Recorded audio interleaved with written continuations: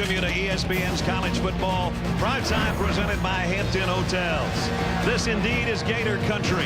A blowout tonight as number 23 South Carolina and number 22 Florida get set to do battle here in the swamp for the right to go to Atlanta representing the SEC East. The Gamecocks want to get there. Would have been a lot shorter trip if they'd just had to go to the Georgia Dome, but first they have to come 358 miles south before they can go 331 miles to the Georgia Dome, where they've never been. It's kind of old hat for Florida because they've been the SEC East representative 10 times. South Carolina, one of 3 teams in the East that has never had the honor of getting to that game and possibly a BCS that would follow. Welcome to Gainesville, everybody. I'm Brad Nessler along with Todd Blackledge. Well, as Urban Meyer says, hey, it's championship week in Gainesville. He's the guy that called for the blowout. He's the guy that had a team that was terrible about a month ago. They had a horrible October, and they really hit rock bottom with a homecoming loss 10-7 to Mississippi State. Then, Todd, they had an off week. Yeah. They changed things. They beat Georgia in overtime. Now they think they're on a roll. Well, all the talk this week has been about a new up-tempo and the playing and rotating of 3 quarterbacks. Those are important changes we'll document.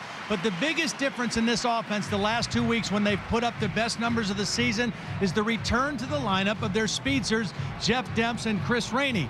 Demps has battled injuries. Rainey was suspended for 5 games. Now they're back. That gives them the big play capability. This offense is predicated on making the defense cover the whole 53-yard width of the field by getting speed to the edge. They didn't have it a month ago. They have it now. That's why Florida is playing for a championship. Last week they ran off 88 plays. Their goal, they say, is to run 100. That's high-speed football. This has always been a high-speed team with Steve Spurrier and then with Urban Meyer. What the Gamecocks have never done is beat the Gators here on their home field. You can feel it start to build as the Gators get ready to come out of the tunnel.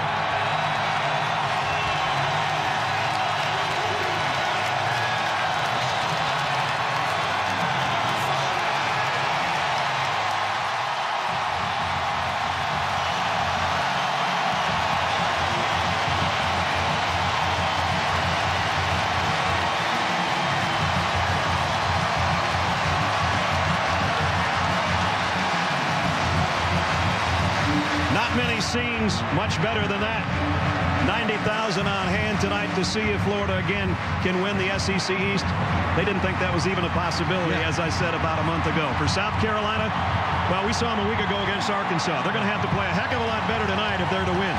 Well, you know what? They match up much better in the game tonight than they did against Arkansas last week. A lot of reasons why they shouldn't win tonight. You mentioned it. South Carolina's never won here in the swamp. I think they've got a great chance to win tonight if they follow the same formula that they used when they beat #1 Alabama back at home a few weeks ago. They've got to have a solid, good decision-making performance from their quarterback, Stephen Garcia. Then their stars have to shine. Running back Marcus Lattimore and Alshon Jeffrey. And the defensive front must affect the line of scrimmage and put pressure on Florida's offense. Both teams 6-3, both 4-3 in conference play. Records are not what you would hope for to get to an SEC title game. They don't care right now. The old ball coach coming out in a familiar territory. Can he pull one off on his old stomping grounds tonight?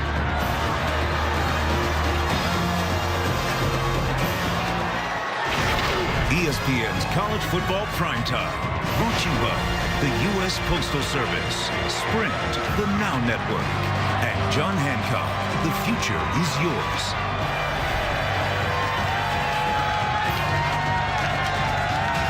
That South Carolina has done in a long time. They go back to 1969, the last time they won a conference crown, and that was in the ACC. At the goal line is DeBose. And he's got a crease, and he is going to go coast to coast through the swamp. Touchdown.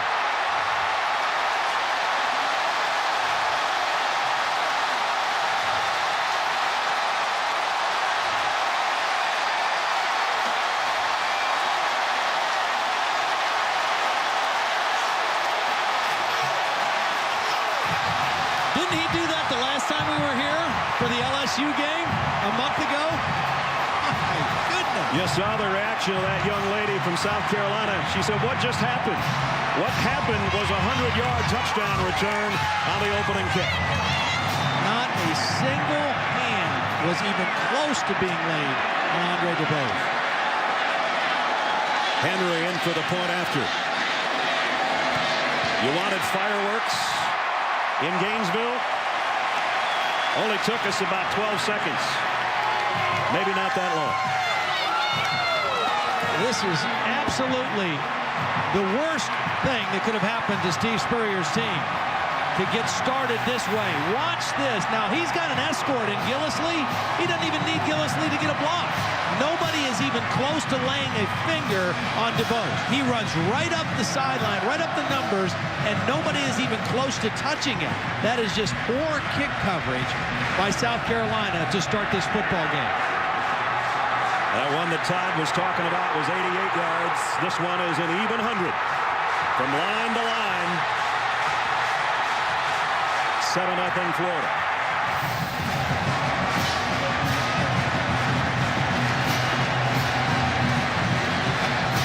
We knew they had a new high-speed offense. We didn't know it was going to be one play. Wow. Well, we'll try it going back the other way. Florida will kick it right back. Bryce Sherman is back deep for South Carolina.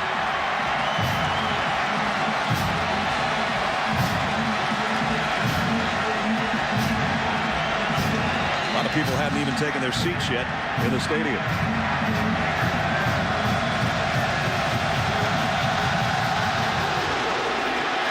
Line drive kick, and it's going to go out of bounds. So that'll give South Carolina a good spot to work from with the penalty. The Auburn-Georgia game just finishing up. Free kick, out of bounds on the kicking team. Ball will be placed at the 40-yard line. First down. Stephen Garcia, as Todd said, probably his best game, the most efficient anyway, was that win and the upset over Alabama. You know, I thought it was very important for South Carolina to weather the storm early in this game. Nobody would have predicted that the Thunder would start on the opening kickoff. But they've got to weather the storm of the energy, the crowd, and the emotion of this game and get down to what they do well. They've got a good starting point after the kick went out of bounds. First down at the 40, and it's Marcus Lattimore. And Lattimore got about 4 for the Gamecocks offensively. As we take a look at their starting lineup, one change on the front wall among the Big Eaters. Kyle Nunn starting at left tackle. Chisholm, Johnson, Watkins, and Eckerson up front. The backs and receivers, you just saw Marcus Lattimore, the sensational freshman. Alshon Jeffrey, an all-SEC performer. Gurley, Moore, and DeMarco is the tight end. And at the controls, Stephen Garcia.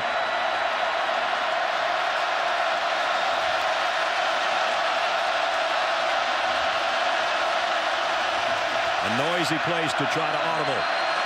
And second down and 6. He keeps it, and he's going to get a first down. Nice run.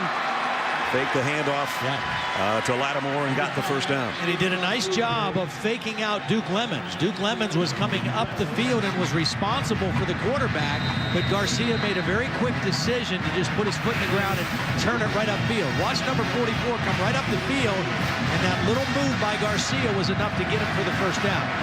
So they're in Florida territory already at the 48-yard line.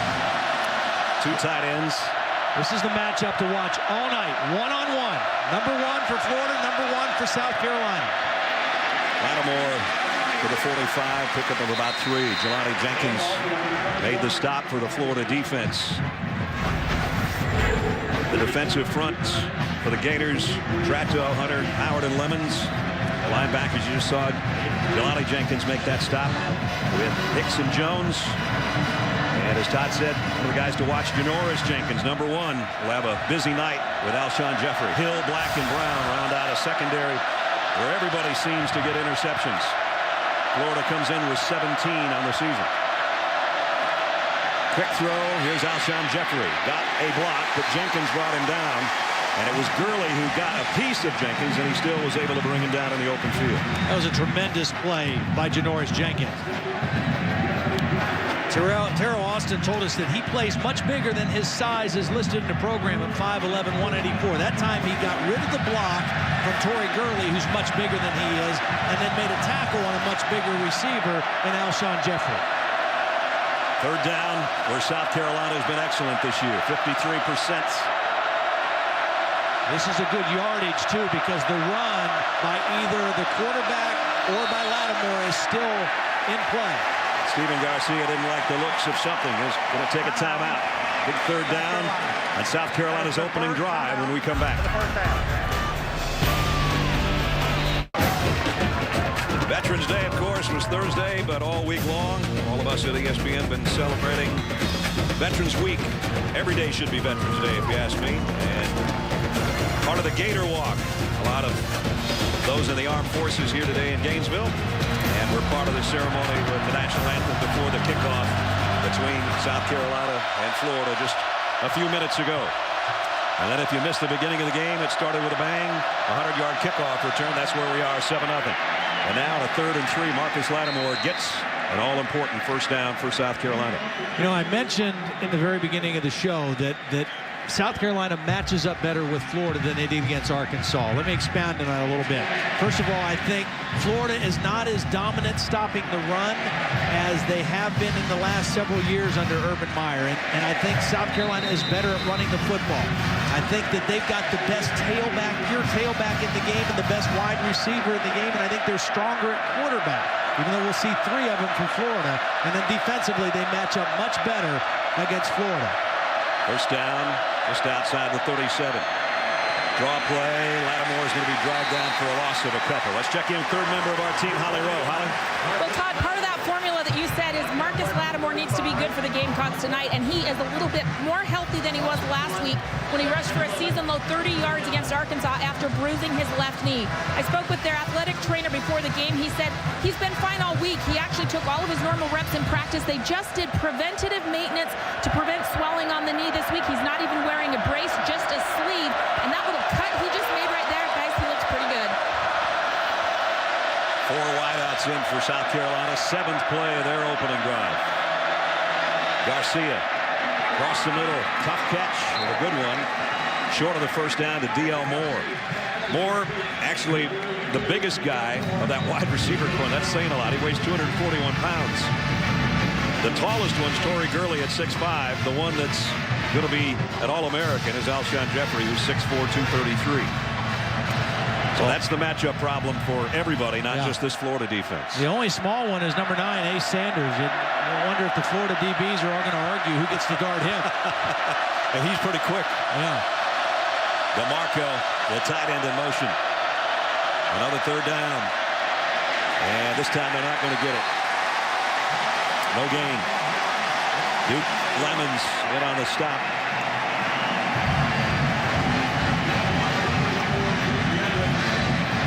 And so out comes the field goal unit as Steve Spurrier wants to get something out of this opening drive.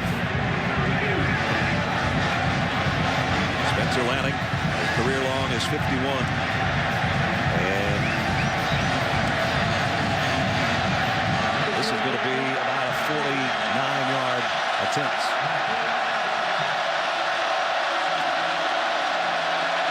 Spencer Lanning from 49. Nice kick. They got it. So South Carolina sort of weathers that storm that Todd was talking about. Good answer. They get 3 on their opening march of the ball game. Lanning's field goal.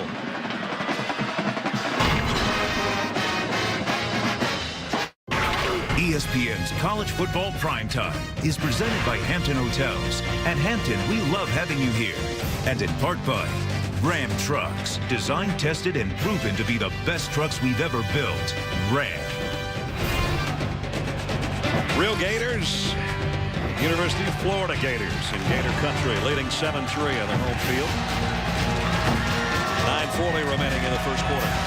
So a short drive after the kickoff went out of bounds by Florida. South Carolina only had to march from their own 40 to get a 49-yard field goal. 29 yards. They went in 9 plays. There's a squib kick this time, taken on one hop at about the 18-yard line and only out to the 27, and a flag flies in too.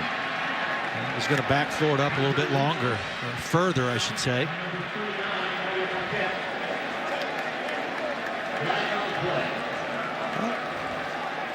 And there's the illegal block in the back. Matt Moore, a referee. Block in the back on the receiving team. Number 89.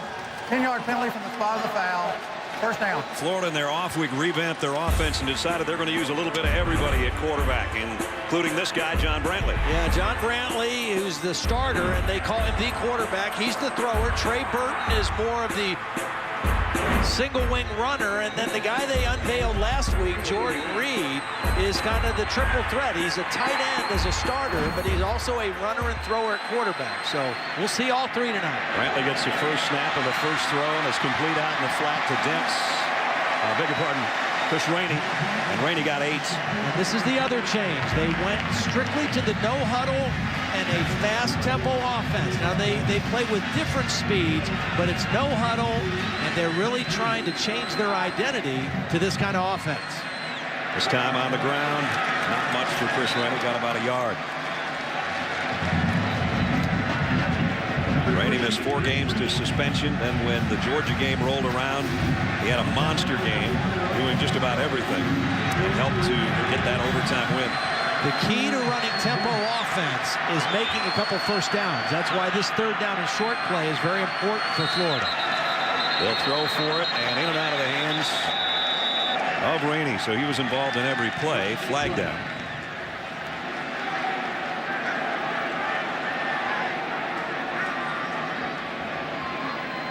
So not only a penalty on the return, but a penalty here on third down.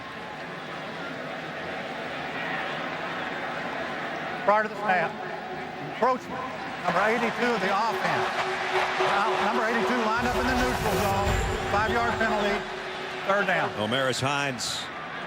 As you take a look at the offensive line of Gilbert, Johnson, Pouncey, Halapio, and Hurts. Rainey, Thompson, Moore, Burton, and Reed. There'll be changes, obviously, in all those skill spots by how many shifts we see and how many different quarterbacks we see. Right now, it's Burton and Brantley both in the backfield, but it's Brantley on the snap and the quick throw on the screen. And Rainey's going to go down after a pickup of only a yard. Nice job by the defense and Josh Dickerson of South Carolina. And that's why that penalty was so critical. Again, if you want to run fast tempo offense and you want to put stress and duress on a defense, you've got to make some first down. The 5-yard penalty made it 3rd and 7, and they came up short on the little quick throw. Chaz Henry, a Ray Guy semifinalist named this week, averaging over 48 yards a kick, set to punt away. And Ace Sanders, who Todd talked about earlier, the only smaller receiver, is back deep, and another flag. My goodness. Let's clean it up, guys. It's going to be a long night at this rate. Prior to the snap, ball start. Number 40 of the offense. 5-yard penalty. 4th down. Brandon Hicks. Second most penalties in the SEC, and that's their 3rd penalty already in the opening minutes of the ball game. So Chaz will back up a little bit deeper here, near his own end line now, or goal line, I should say.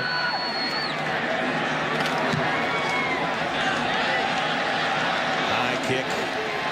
And it took Sanders right out of bounds as he made the catch, going out at the 35. 50-yard kick. Stephen Garcia. South Carolina's offense back on the field in a minute.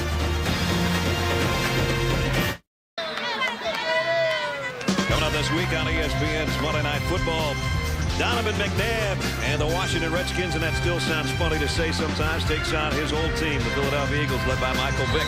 Coverage starts 7 o'clock with Monday Night Countdown, served by Applebee's. South Carolina scored on their opening drive, got a field goal. They trail 7-3. We should mention that the left tackle is Kyle Nunn, number 68. He's replacing Jarrell King, who has started the last 7 games, but he had a concussion last week, did not make the trip. Now, Nunn has played a lot, but his first start in 8 ball games. Marcus Lattimore straight ahead up the middle, and a first down run. And that looked more like the Marcus Lattimore of a couple of weeks ago and most of the season. And again, when South Carolina is got it going offensively, it starts with him and the running game. Then that sets up play action. And when you have to commit more bodies to stop the run, that leaves more one-on-one matchups outside with Alshon Jeffrey, who I think is unguardable with one guy over a consistent period of time. But it all starts with the running game and Marcus Lattimore. There's the matchup of the two number ones up at the top of your screen. DeMarco again on the move and now sets in the backfield. And it's Garcia back to throw. He's going to go deep for Alshon Jeffrey. And it's intercepted by Janoris Jenkins. So number one in blue got the best of number one in white.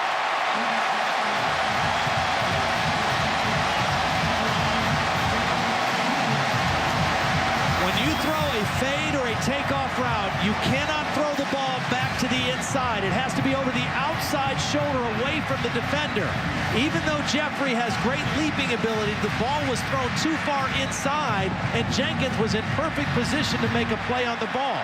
You must throw that ball away from the defender over the outside shoulder to give your guy the best chance to make a play. That's his fourth interception of the season, and he continues to shine against the cream of the crop as far as wide receivers in the SEC because he did a pretty good job on A.J. Green and Julio Jones, and now he's got an interception in front of Alshon Jeffrey. The previous play is under further review. I'm sure what they're going to try to see is whether or not the ball ever touched the ground. To us, it looked like a heck of a play defensively. Well, he was in perfect position. He timed his jump perfectly, and he did not allow the bigger receiver to muscle the ball away from him. He just was, you cannot play it any better than that. Now, did the ball hit the ground on the way down? It might have, is right.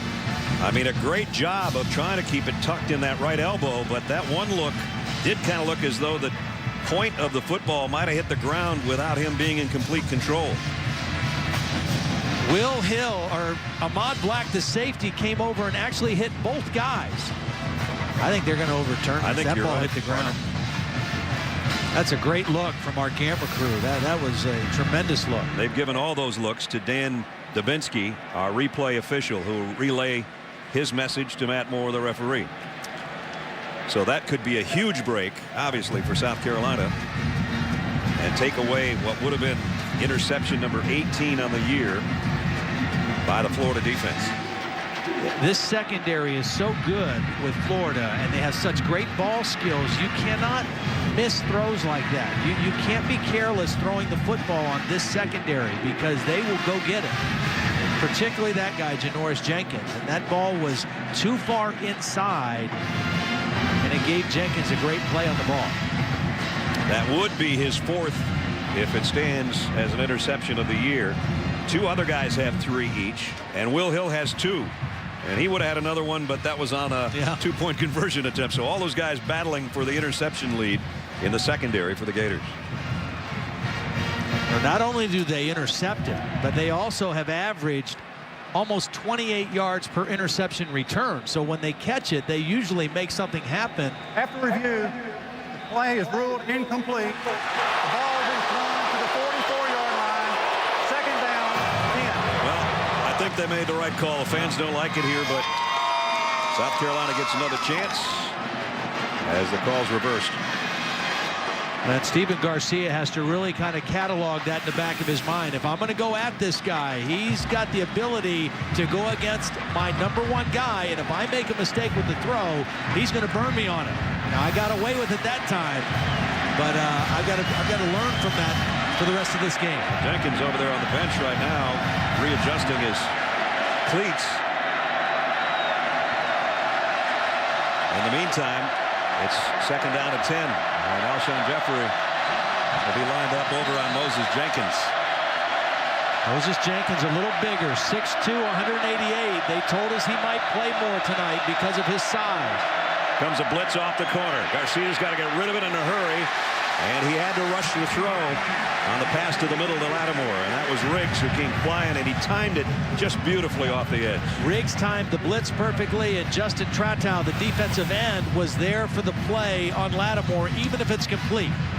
It was a zone blitz, which means they blitzed from the one side and dropped defensive linemen on the other side, and Tratto was responsible for that throw to the back. So now 3rd down and 10 for South Carolina, trying to take advantage of a near miss on an interception by Florida and somehow keep their drive alive here with 7 minutes to go in the first quarter. 4 wide receivers, and Garcia is going to call timeout. Well, and the reason he did was there's only one defensive lineman who was down in a stance. Everybody else was standing up for Florida. A very confusing look for Garcia. That is their 2nd timeout of the first half. That will be a 30-second So timeout. 7-3 here. Let's find out what's going on elsewhere and check in with Reese Davis. Reese.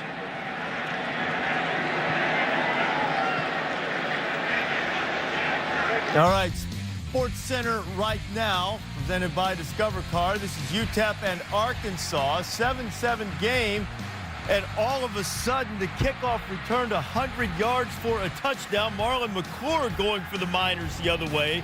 Arkansas was able to answer quickly, scored a couple more times, and the Razorbacks have now surged back on top, 21-14. Now, TCU San Diego State's a final 40-35. What impact will that have on the poll voters and the BCS standings? We'll see tomorrow.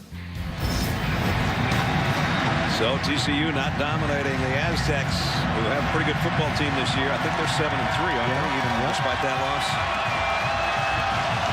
Here are a couple of teams playing for the right to go to the Georgia Dome and play for the SEC championship.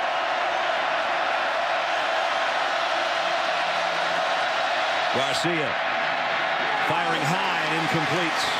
And it was again Jeffrey out there and Jenkins on it.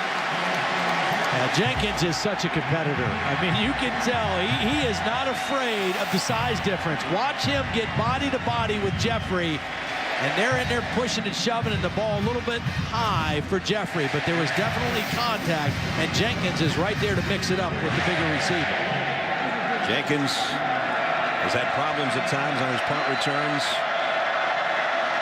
He's back there right now, though, and Spencer Lanning to kick. Jenkins waits on it at the 8-yard line. Broke 1 tackle. And a second. Got out to about the 19-yard line. Well, ESPN's College Hoops Tip-Off Marathon's back. That means 24 consecutive hours of live coverage basketball. 21 games featuring 4 of the top 5 men's teams, and your first look at both defending national champs, the Duke men and the UConn women. Action tips off after Monday Night Football. You're involved in that, right? The marathon? I'm coming right back to Gainesville. Not quite sure where I'm going home. We'll see you Tuesday night as Ohio State comes into the O-Dome to take on Billy Donovan's Gators, who won last night over UNC Wilmington. And hit immediately is Chris Rainey. Got about 2 out of it, though, as Swearinger in the secondary made the tackle. What you saw right there was what they did against Georgia and Vanderbilt with Burton and Brantley. They tried to show Brantley as a quarterback, then shift him out quickly. Brantley again as a wide receiver. And they're not in sync right now. And this is not shocking to me, because to go to this kind of an offense, it's hard to change completely like they're doing in a matter of a couple weeks. And that's what they're trying to do. Start of the snap, false start. Offense, number 67. 5-yard penalty, 2nd out. You know, they kind of fooled Georgia with it after the bye week, and they were able to make some things happen, and they had Dempson Rainey back, and then Vanderbilt, after about the first 14 plays of the game, it became a mismatch, and so they could pretty much do whatever they wanted to do. John Halapio starting tonight instead of Maurice Hurt was the guy with the false start penalty. Rainey loses 2. Nice play. Antonio Allen and Akeem Auguste. And right now, what you see with South Carolina is that when Brantley's not the quarterback, they're thinking run all the way. And whether it's Burton or whether it's going to be Reed at quarterback, they're thinking run, so let's crowd the line of scrimmage. And when Brantley's the quarterback, now they're going to think pass. And this is where the defensive ends, Matthews and Taylor, really have to kick in for their defense. Dempson as a wide receiver now to the top of your screen as Brantley is set to throw.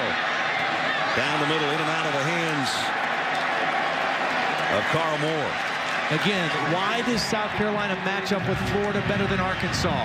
Ryan Mallett is an NFL caliber quarterback. They have NFL caliber passing philosophy and schemes, and South Carolina was not able to get a pass rush, and they weren't able to defend the run, and Arkansas and Mallet did whatever they wanted. This is not the same kind of passing game they're facing tonight. Second straight 3 and out for the Gators, and Chaz Henry will have to punt it again.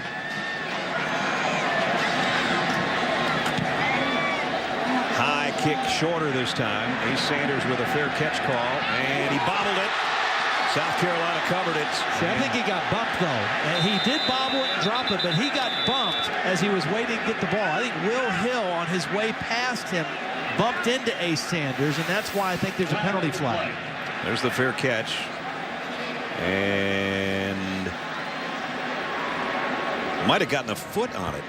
I'm not quite sure. Yeah. Hill might have kicked it with his foot. Well, he got him in the knee a little bit on the way by. Kick catch interference. Number 10 for the kicking team. 15-yard penalty. Automatic first down. Well, you talk about great field position out of kicking snafus so far. 3 special teams penalties against Florida. And again, it will cost him dearly with South Carolina getting the football right now in Florida territory. That'll make you run your hand through your hair if you're a coach. But they do have the lead in the football game because of their special teams, too. So I guess it's a wash a little bit right now. Yeah. And the penalties, 40 yards worth already tonight for Florida. So South Carolina sets up shop at the Gator 46. They set up with the I backfield with DeMarco, the fullback. And the second man through is Lattimore. And he's getting nothing out of that. Justin Tratto and Brandon Andwine made the stop. And the 5 wins. Huge games for South Carolina, and in the losses, and he only had 30 yards, which is a season low last week in that loss to Arkansas. Well, last week was a blowout. The loss to Kentucky, he was off to a great start, had over 200 yards of total offense in the first half, and then he got hurt, and so he didn't play the second half. And then the Auburn game, he was relatively ineffective in that game as well. 2nd and 10. Blitz is coming. Lattimore's trying to run by it, and he does. And he's got a first down before Ahmad Black put him down along with Will Hill in the secondary, but he rumbled for 14 on that one. When you commit extra bodies to the line of scrimmage and try to get a run blitz, there's nobody left in the second level of the defense. Watch, as soon as he clears through there, there's no other defenders. And now it's just a straight run. So nice job by Lattimore just breaking some arm tackles, and when he got to the second level of the defense, there was no one there. South Carolina trailing but driving with 4:20 remaining in the first quarter at the Gator 32-yard line.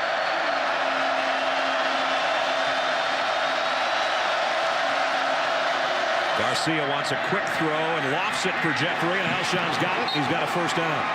And that's just a jump ball out there, and he made a pretty nice rebound. It's a jump ball, and it's intentionally thrown a little bit short to the backside shoulder. Watch the throw where Jeffrey stops and adjusts to the ball. Jenkins has no chance on that. It's such a quick throw, and he's doing everything he can to stay in position. And with a ball thrown in that spot, it's impossible to defend. So the Gamecocks now at the Gator 20-yard line. First down. I like the demeanor of South Carolina right now. They've weathered the storm. Whoops. Another storm. Got the umbrella out just in time.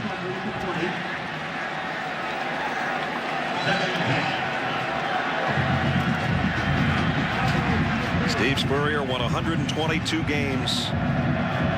Not necessarily always in this stadium, but for this university, which is a school record, including a national title.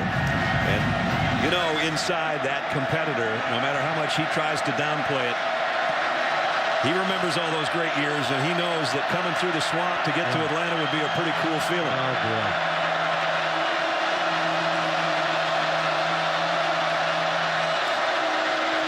Garcia, plenty of time. Deep middle, nice catch going up to get it is Alshon Jeffrey in his first and goal.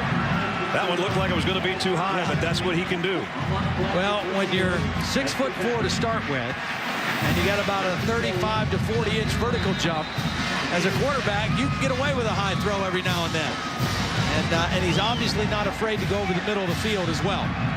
Big body, big target, big completion for South Carolina. First and goal.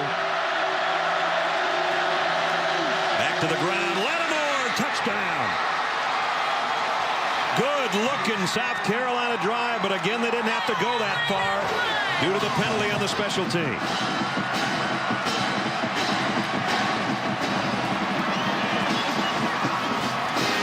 For Marcus Lattimore,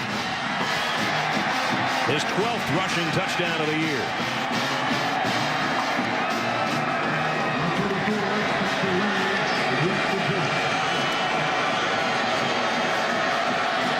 Spencer Lanigan for the point after. Whoops, hit the left upright.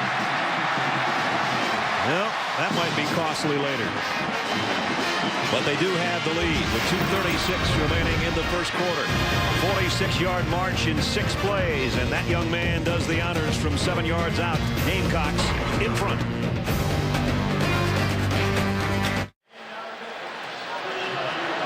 Tremendous blocking on the touchdown. Watch the left guard. Garrett Chisholm's going to get a block.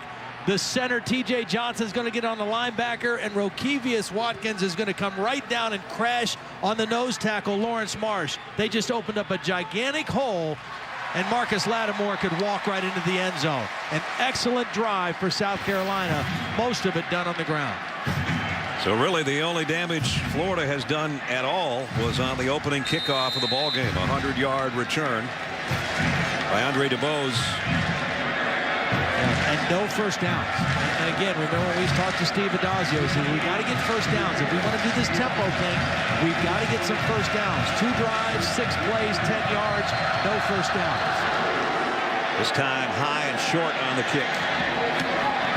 Coming up at the 17. Gillisee trying to get to the near sidelines, run a long way sideways, and finally put down at the 31-yard line as we check in again with Reese. Brad, Sports Center right now presented by Discover. Auburn is on its way to the SEC championship game. Tigers beat Georgia 49-31. Cameron Newton just about equally balanced. 148 yards passing, 151 yards rushing. Tigers remain undefeated. They were down by 2 touchdowns at one point. Number 1, Oregon, trailing Cal in the first quarter. Shane Vereen setting up his touchdown run. It's 7-0 Sturdy Golden Bears. Here it's Brantley off play action on first down, wanting to throw, and does, and completes it across midfield to Hines, and a 22-yard pickup. Nice job picking up the pressure. South Carolina came with a blitz. Hines was a slot receiver and crossed right in front of Brantley for the nice catch. There's the first down for the Gators. Now Burton is in the backfield, but Brantley is the guy getting ready to take the snap, and Rainey off the left side. Picked up about 5, maybe 6. DeMario Jeffrey made the tackle. And when we were here a month ago to watch them play LSU, they looked pedestrian on offense. They had no explosiveness. And now with Rainey, and we haven't seen much of Demps yet, but those 2 speed guys make them a different offense. Brantley wants a quick throw in the flat. It's tipped, and it's almost intercepted. And had it been, DeMario Jeffrey would have gone down the sideline about 57 yards for a touchdown, maybe. That ball was thrown maybe a little too hot. You know, they were already on the left hash, and he throws this little swing pass, and it was thrown a little too hard for Rainey, and they're lucky that one wasn't picked off. That brings up 3rd down and a long 4. It's been mostly John Brantley taking the snaps. This time he fires too far in front of his intended receiver, De'Ani Thompson, and it's 4th down. I think the South Carolina defense looks a little different than the one we saw last week. Wow, I guess. Huh? They're flying around, you know, and they got embarrassed last week, both offensively and defensively. And sometimes that can be a good thing, especially when the next game is for all the marbles. And I think they have really come out as a different-looking football team tonight. So already a couple of punts for Chaz Henry. Again, it's Sanders back at the 10-yard line. Florida's just going to catch it at about the 5-yard line. That's a perfect job by your punter to keep it up there. And then your punt coverage unit to get down there and down it right at the 5. Now take you back in a flashback. Tennessee and Florida from 01. Originally scheduled for the week of 9/11. It was played in December instead. Steve Spurrier's final game in the Swamp. Travis Stevens 226 and 2 touchdowns. And then Tennessee snuffed out a Gator 2-point conversion at the end of the game. And the Volunteers, Bill Palmer won it 34-32. Last time that Steve coached on this field in those colors. Yeah, I did that game. What an incredible football game. Garcia in the shotgun at his own goal line. And he's going to keep it. And he does a nice job getting out and getting them some room, and it looks like a first down run of 10 before Ahmad Black got him down. Good decision. You know, this isn't the fun and gun offense anymore as Spurrier. It's a spread offense, and that's a zone read play, and the quarterback reads the defensive end or the outside linebacker and decides to keep the football. Steve Spurrier has gone to that offense this year, and it's paid dividends. And he's got the right people, the quarterback, the tailback, and the wideout to make it work.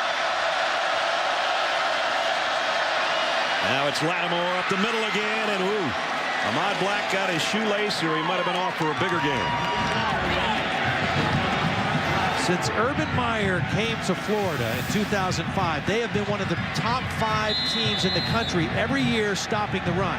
This year, they're not as stout up front. Coming in tonight, 121 yards a game they've given up rushing. They're just not quite as physical up front as they've been in the past. And South Carolina exploiting that a little bit here in the first half. And that 121 is 28th in the country coming into the weekend. Another first down for the Gamecocks, moving it from their own 5-yard line. Lattimore, again, the middle has been the good spot for him and a soft spot defensively as he got about 7 or 8 more. That might be the final play we'll have in quarter number 1, which has been an exciting one. Marcus Lattimore, 14 touchdowns as a freshman. Reggie Cobb has the SEC record of 20 back in '87. Pretty good names in there, huh? Yeah, not bad. He's a special kid now, I'll tell you. A special player. He does not look like a freshman. He doesn't play like a freshman. And a big reason why South Carolina is playing for a championship. End of 1. South Carolina on the road with a 2-point lead.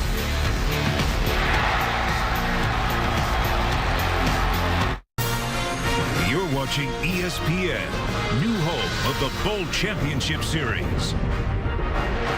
Let's take a look at the current BCS standings brought to you by Discover. Oregon and Cal, and as Reese told you, Oregon trailing early. Auburn didn't hurt themselves today with a big win over Georgia. TCU had to fight against San Diego State. Boise State won last night, and you see the rest of the list.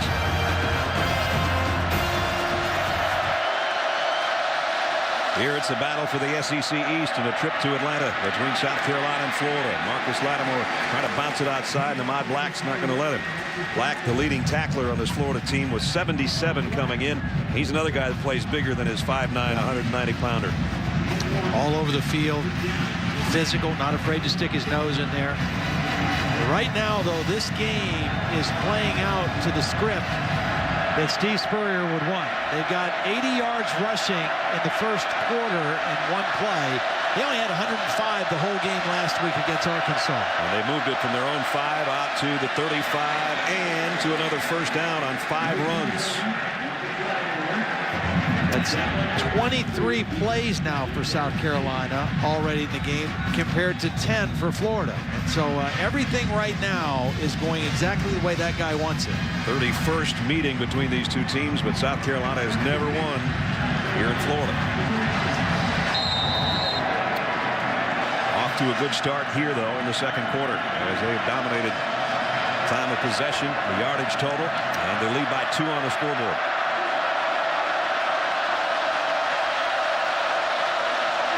First down at the 37. Garcia's got to get rid of it a little bit earlier than he wanted to, but he did complete it for 5 yards to the tight end Cunningham. And he had Jeremy Brown coming after him with a head of steam for the second time tonight. Yeah, it was a nice job by Garcia recognizing the blitz. It was a play action fake away from the blitz, but he got his eyes around quick enough to see it and get the ball out quickly to his tight end. Second time they've brought Brown from that corner One time from each side. But Garcia with the quick throw picked up 5. 2nd and 5.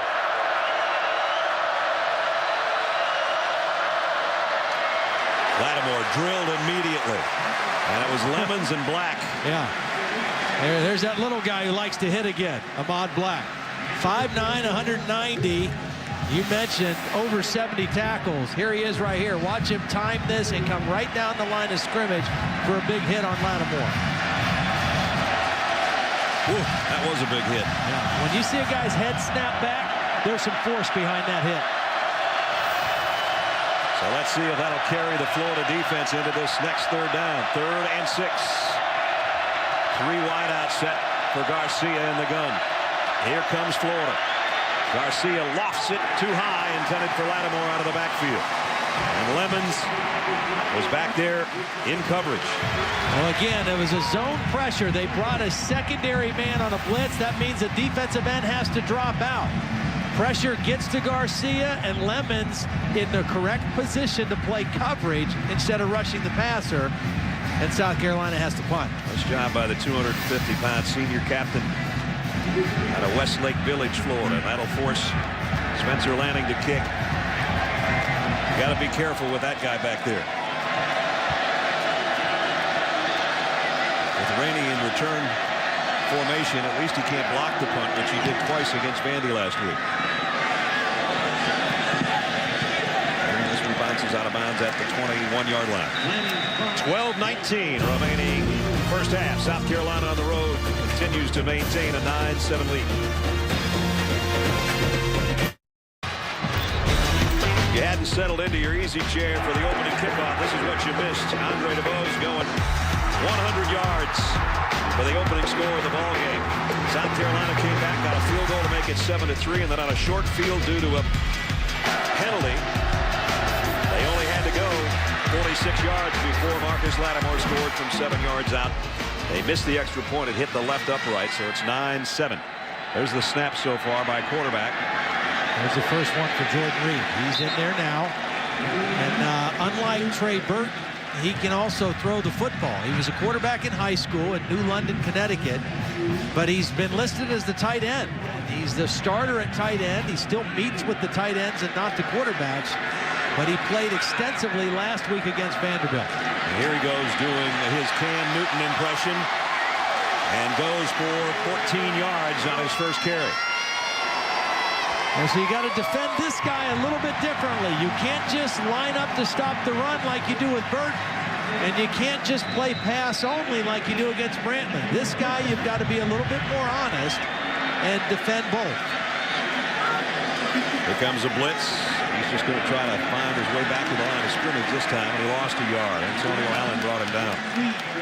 He's a big fella, 6'3", 240. Steve Adazio, the offensive coordinator. You just don't know how many plays they have for this guy, though. I mean, you know, he's not been playing quarterback very much, even though he was in high school. So they've got a very limited package of plays for him when he's in there. This time he hands it off to Jeff Demps. And Demps squirts in there for about 4. Holly?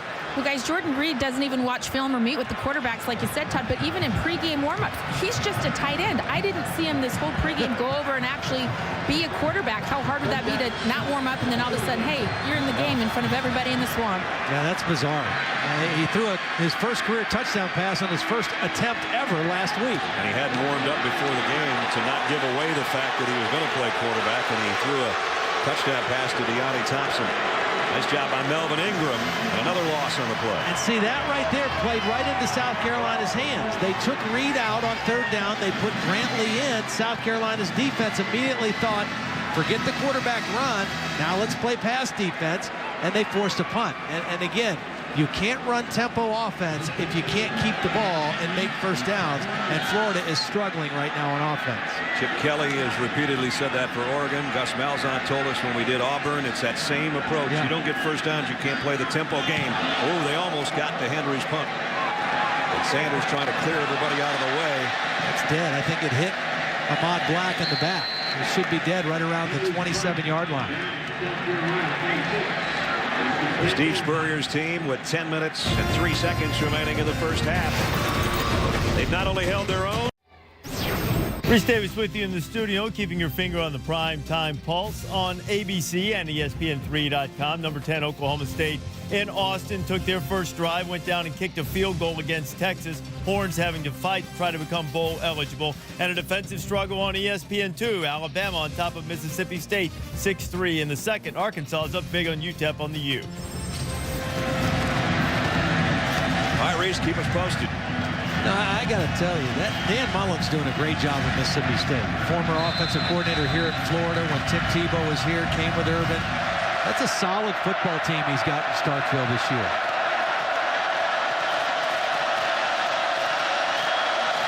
Brian Maddox in the backfield with Garcia on first down. And Garcia's just going to follow Maddox for a bit and then break off and pick up 4 yards on the ground again. I don't think he wanted to run that. I think he missed the handoff to Maddox. I think Maddox was maybe so excited he was in the game to get a carry that he was a little bit too quick getting to the spot, and Garcia had to run it instead of Maddox. Well, that's what they're going to talk to Brian about on the sideline. You know, we're happy you're excited to play. Yeah. But you got to run the play we called. Slow down and get the ball first. Lattimore's back in there now. Second down and 6. Garcia wants to throw a screen. Lattimore's in front of his blockers, but that's all right. He does his own thing and picks up the first down. Boy, did you see how quickly Lattimore got his eyes downfield? As soon as he caught that screen, he turned his eyes back inside. Watch as Lattimore comes across the formation. As soon as he gets him, watch him look his inside. See where his blockers are and where the defenders are coming from. And he decided the best course was to just go straight up the field. He saw that the big eaters were actually not necessarily in front of him, and he just cut it up and shows the quickness that he had prior to that knee problem of a week ago. As Holly said, not wearing a sleeve or anything on that knee, and he's taken all the reps this week, and he's 100%. He looks like it. Garcia this time does run by design and got 2 or 3. Well, don't forget, exclusive unveiling of the new BCS standings every week. Reese and all the guys get together, break it down for you. Weekly BCS Countdown presented by Allstate tomorrow, 8:15 Eastern Time. Of course, ESPN, your new home for all 5 BCS games in January, culminating with a national championship on January 10th. Brad Nessler, Todd Blackledge, Holly Rowe, and our ESPN crew here at the Swamp in Gainesville, where South Carolina leads Florida 9-7 for the rights to go to Atlanta as the SEC East champ.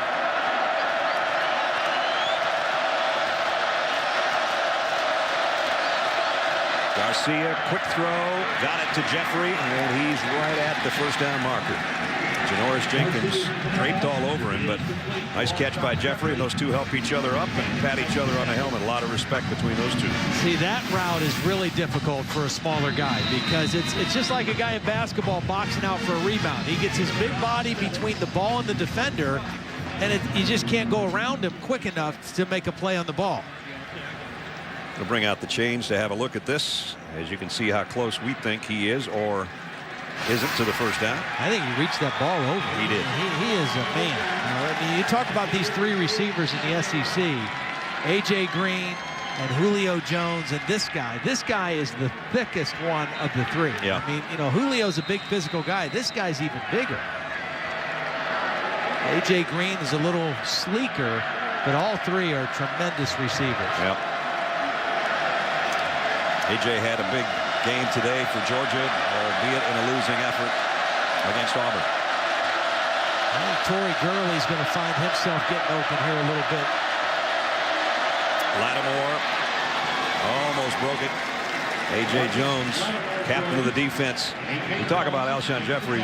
We saw what he did last week. We've seen what he's done since that breakout game when he was a freshman against the Wildcats at Kentucky. But just some of the catches he's made this year when the coverage was pretty good. And spectacular catches to get in the end zone. A lot of one-handed grabs, and then the one that we saw a week ago against Arkansas. Watch this. Man, he is a man, indeed. The thing I like about him is he just snatches the ball out of the air. Lattimore, a little tougher struggle, but he got 3 more, and it's going to bring up 3rd down and short. There's a difference between receivers who let the ball come to them and catch it in their bodies and guys that go get the ball out of the air and get both hands on it most of the time. And when he does that, I mean, he's just so big and strong, it's hard to defend. If a guy lets the ball come to his body, you can get in there and rake it out or hit him in behind. And knock the ball loose, but those guys that go snatch it are tough. He came in 5th in the country in receiving yardage. He's over 1,000 already, and only 2 other Gamecocks ever did that. Sterling Sharp and Sidney Rice. That's good company as well. 3rd and 1. Blitz off the corner. The throws to Jeffrey. Made one man miss, and he dives for the first down. Jelani Jenkins knocked him off his feet, and we head out to Reese Davis. Reese. Spread, 3 teams in the Atlantic of the ACC have 2 conference losses in this Taco Bell studio update. A team that's a game behind. Clemson against Florida State. Jamie Harper takes it in for the score, and the Tigers trying to stay in that division race, up 7-0 on the Noles. Wacky ACC, you can say the same about the wacky SEC East this year, which normally you can't. These 2 teams are each 4-3, battling for the right to play in the conference title game. Garcia. Lattimore was out there, and he had his man beat, and he just missed him. He sure did. I mean, that's one of those plays you can only call maybe once, maybe twice a game. And you wait till you have it set up, and they had it. Lattimore comes out on the wheel route, and he beats his man right away. Jelani Jenkins is in coverage. No chance. But the ball slightly overthrown by Garcia. And you saw the reaction of Steven Garcia. And he's saying, why didn't you put your hands out? And Marcus is saying, why didn't you throw it to me? I can't get my hands out 7 more feet than they already are. 9th play of the South Carolina drive. Draw play to Lattimore. Broke a couple of tackles, and he's still driving guys with him. I'll tell you what, let's give credit to this South Carolina offensive line right now. Tight ends and fullbacks, I mean, they are controlling the line of scrimmage. They are just pushing this Florida defensive front around in the running game, and Lattimore, using excellent vision and tough running, is just charging forward. And they've had several 3rd down and short to medium yard situations tonight already. You mentioned the offensive line. DeMarco's gotten some big blocks, too, from both the tight end and the fullback position. And Garcia loses a yard. Well, he lost a yard because the snap was a little high and hard, and Garcia didn't field it cleanly, and that disrupted the timing of the play. That's a wasted play. After a good momentum and a good drive, a wasted play on 3rd down for South Carolina. Jones is injured. A.J. Jones, one of the captains defensively, senior outside linebacker out of Tampa. And also helping Duke Lemons a little bit to the sideline. Might be something in his eye. And in this case, that's what it looks like. It's Justin Tratto, 94. And they're both going to rush the passer and end up running into each other. Ooh, did they ever. Nothing like meet me at the quarterback, but they weren't planning on that kind of meeting.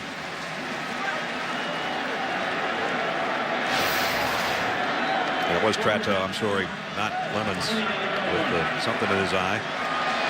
Spencer Lanning's going to come in, try a field goal.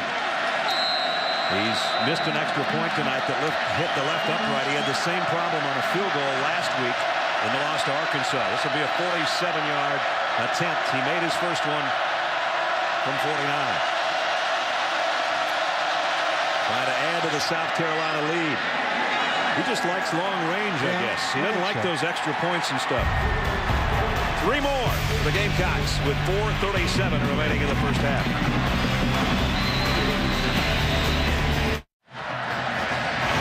ESPN's College Football Primetime, brought to you by the 274 horsepower 33 mpg Sonata Turbo and Carhartt. Relax, it's tough. Learn more at getcarhartt.com. A little over 4.5 minutes remaining in the first half. 12-7 right now. Time for tonight's trivia question. Steve Spurrier, the winningest coach in Florida history. I mentioned it earlier with 122 wins. Who's in second place on that list? Meanwhile, South Carolina went 43 yards in 11 plays to get Spencer Lanning's 47-yard field goal. Steve Spurrier with a 5-point lead with 4:37 left in the second. 18.5 minutes time of possession for South Carolina really dwarfs what Florida's done with the football. Short kick down to the 12. Andre DeVos, who took the opening kickoff 100, Doesn't get that many that time. A 14-yard return. So let's see what the Gators do offensively and who's going to do it at quarterback.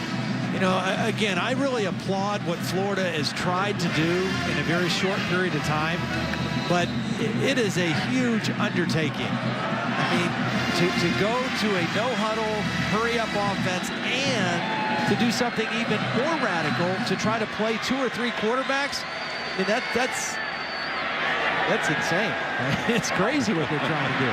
Great action, and Trey Burton comes out of that backfield. One of the guys that plays quarterback catches a pass from John Brantley and pick up the 3. I think what Urban Meyer saw, though, was when they lost the 3rd game in a 3-game losing streak and only scored 7 points against Mississippi State here on homecoming, he said, I'd seen enough. We can't continue to do this. We can't score against good defenses, good teams. We've got to do something drastic. Well, Brantley had to jump ball that, and then he got hit as he threw. He was trying to get it out in the flat to Rainey, and he got hammered by Travian Robertson from behind. So this defensive line for South Carolina is really good. I mean, they can really rush the passer. They lead the SEC in sacks. That time, it was supposed to be a quick throw, and that's why the line didn't block very long, but the bad snap, Brantley wasn't able to get rid of it quickly. Florida is 0 for 4 on 3rd down conversions so far tonight. Brantley pressured again in the pocket, and down he goes again in the pocket. Melvin Ingram's got him wrapped up, and Florida with another 3 and out. Their 3rd. Well, you talked about the time of possession. You saw the discrepancy in the number of plays, and now everything's collapsing on Florida. And that's just a 4-man rush. That's just 4 guys being better than 5 guys on that particular play. And again, this is the team that leads the SEC in sacks coming into tonight with 32. Make that 33 now. Henry's been the busiest Gator tonight as he set the punt again. He got close to his last one. This one is not a good kick off the side of his foot. It does take a Gator bounce, though, and rolls out of bounds at about the 32-yard line. Only 3-yard kick. South Carolina's got time to work. John Brantley hasn't had much time to work tonight in that Gator backfield.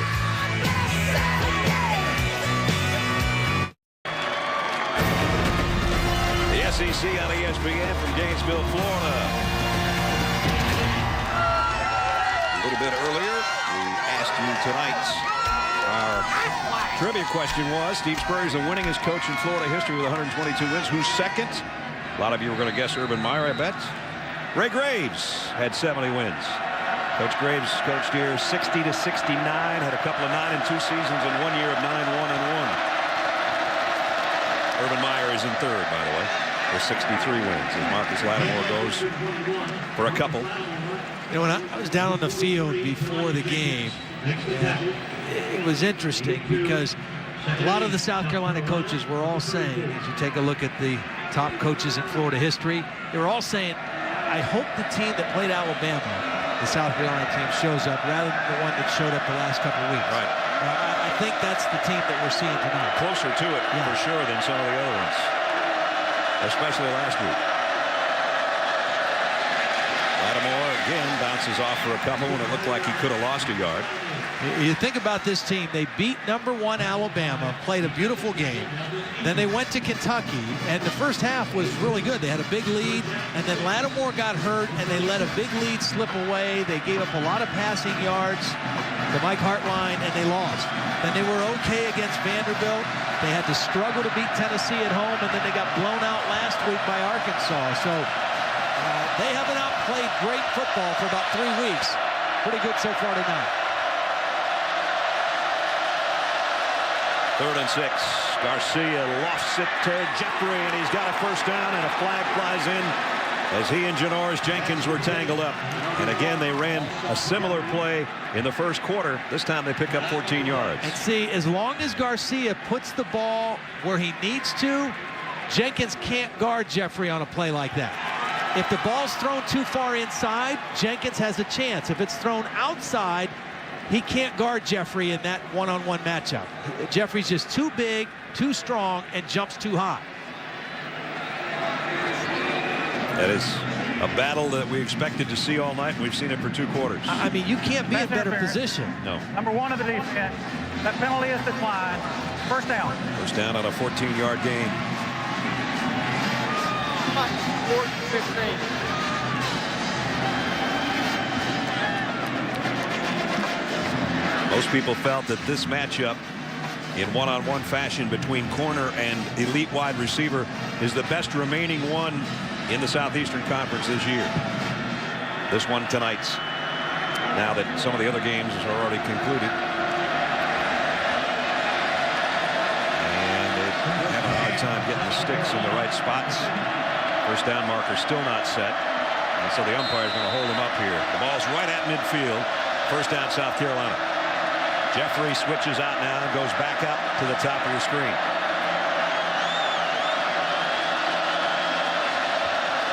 Blitz.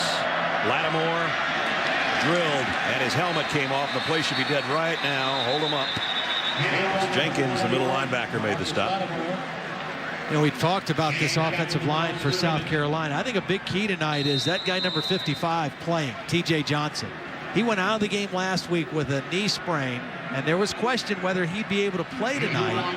But he came back, practiced, and the fact that he's in there, because he's kind of the quarterback of that offensive line, makes all the protection calls. That's a huge deal for South Carolina tonight, having him in the ballgame.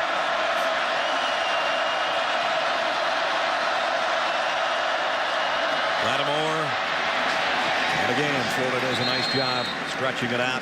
Trato made the tackle. Well, T.J. Johnson last week, when he hurt that knee, Todd, he was in so much pain on the sideline. It's just crazy that he's able to play at this level this week. They said they did an interesting tape job on that knee.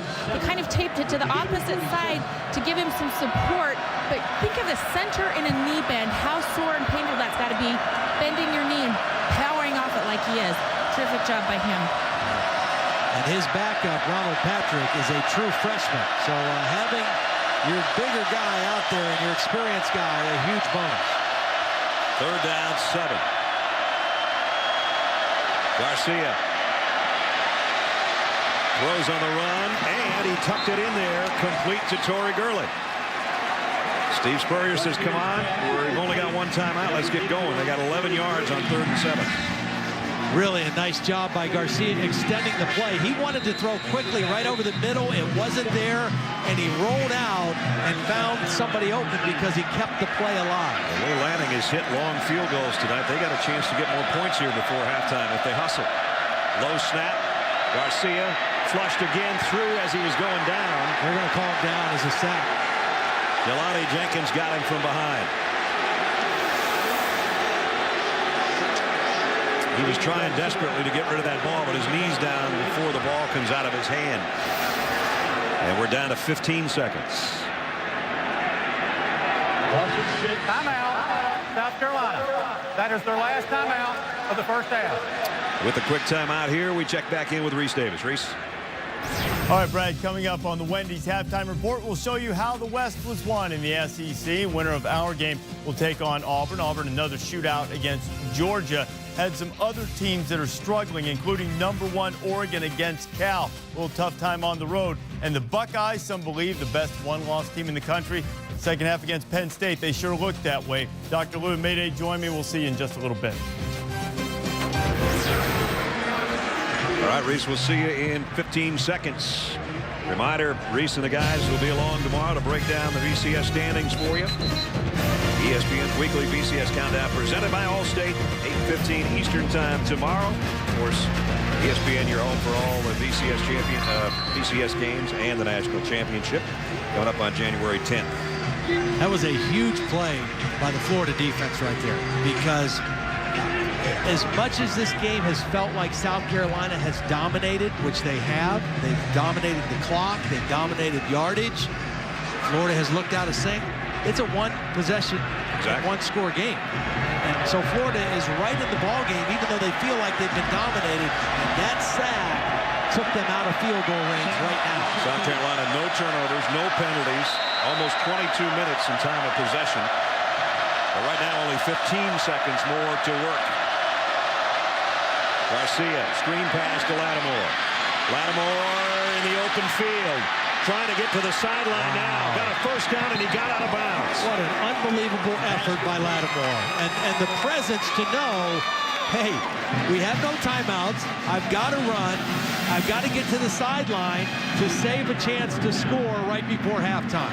20 more yards to get him in field goal range. And look at the weaving job by the freshman and the stiff arm there, and then the presence of mind to not only get the first, get out of bounds, and give this guy another chance. He's hit from 49 and 47.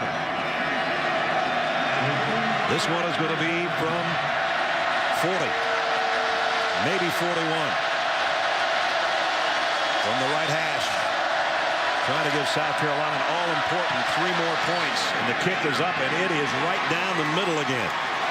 That was a big kick and a huge play by a freshman in a big game. Florida on their home field trailing South Carolina 15-7 in a place where the Gamecocks have never won. Holly Rowe. Coach, what do you like about your freshman's awareness to get out of bounds there with 15 seconds left? Well, we had our last time out, so we told him to get out. Now, he's a smart kid anyway. But our defense is playing very well right now. Hopefully we can keep this up. How has your ability to run the ball in this first half really changed the course of the game? Well, we have to just keep trying, and they've stuffed us some, but Marcus, he can break some tackles, as you know. So we obviously, to win, got to keep running and mix a few passes in, too. Are you used to this side of the field yet, Coach? I don't know. Ask me later. Well, with the backdrop of all the orange and blue, he's still a man in black tonight. 15-7 is our halftime score. Time for the Wendy's halftime report. Reese, Mark, and Lou standing by.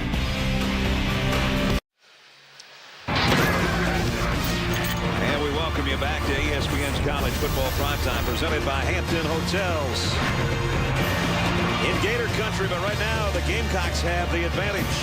As Steve Spurrier told Holly he's not sure if he's used to that sideline or not. Well, he's halfway to becoming the first coach of the SEC East to take 2 different teams to the SEC title game, and he did it, or will do it, as the first South Carolina coach ever to win in Gainesville as well. South Carolina looking for their first trip to the title game. And they did it with the guys that you said had to play well, doing so in the first halftime. Yeah, Garcia, good decisions with the football, playing under control. Lattimore and Jeffrey proving that they're 2 of the best, not just in the conference, but in the country. And then defensively, changing the line of scrimmage, neutralizing what Florida wanted to do. The 3 quarterbacks was no problem for South Carolina in that first half. And the key stat there, only 18 offensive plays for Florida. They said they wanted to run 100. They better hope they can get to 50 here before this game's done. That's 2.8 yards of play and only 2 plays over 10 yards. And Florida's got to kick it away to South Carolina to open the second half as well. Bryce Sherman will take the kick from the 10-yard line. And Sherman got out across the 25 to about the 28-yard line. That's where South Carolina will go to work. Amazingly enough, it's officially now a 99-yard kickoff return for Florida to open up the ball game. That's about all they did. And you said it's all about weather and the storm, especially in a place that's got 90,000 people decked out in blue. And South Carolina did a great job of it. They really did. And Steve Spurrier, I mean, you could just tell. I could tell before the game. He really had his game face on, even more than normal. And they did weather that storm. And his quarterback weathered the storm. And right now, the question is now for Florida's defense, can they neutralize Marcus Lattimore in the running game? If they can't one-dimensionalize this offense, they won't beat South Carolina. And here's Garcia keeping this time, and no gain. Ahmad Black, who's been involved in a lot of tackles, involved in another.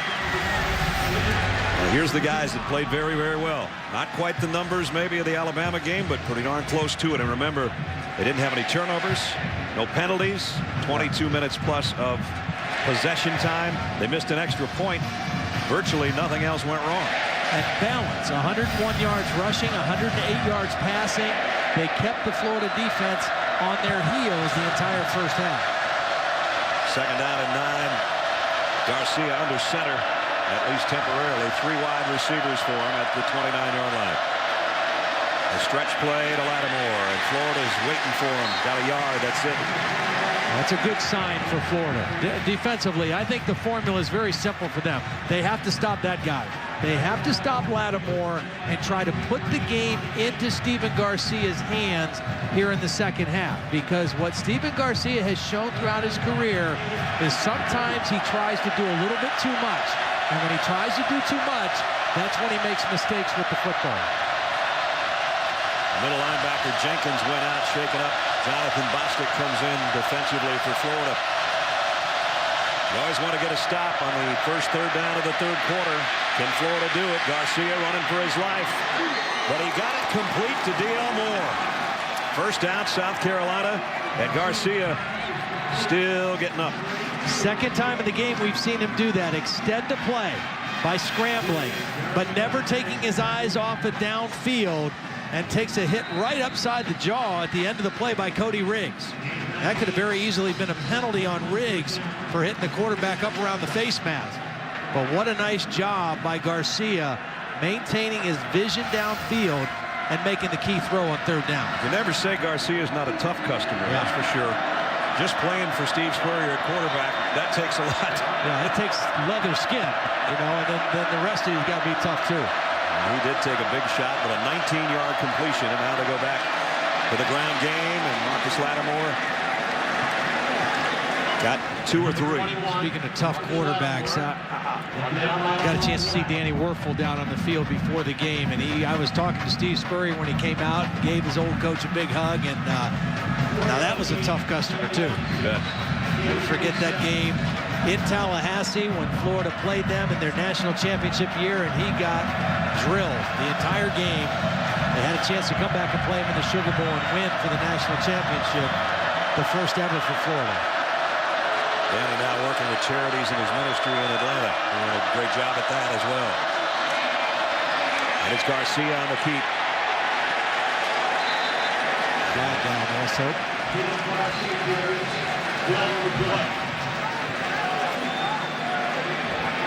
It's a holding call against South Carolina. First penalty against the Gamecocks. So just when they had moved it in to Florida territory, they'll move it back out.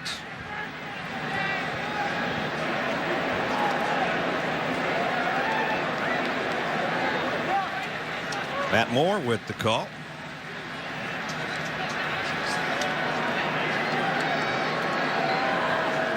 Holding on the offense, number 87. 10-yard penalty. Second down. Justice Cunningham, the tight end, guilty party on the holding call. NASCAR Sprint Cup Series in Phoenix this weekend. It's on ESPN tomorrow, 3 o'clock Eastern Time. Just 2 races to go, and hey, guess who's in front now? Not Jimmy Johnson anymore. Denny Hamlin has got the lead now. NASCAR Countdown kicks off the coverage at 2 o'clock Eastern Time. So back on their own end of the field, South Carolina at the 43-yard line. They've run 22 of the last 25 plays from scrimmage in this football game. Garcia going to run for what he can, and he gets back a good part of the penalty. Nice play. Now we've seen Garcia run it 3 times already here to start the second half. We saw him in the Auburn game.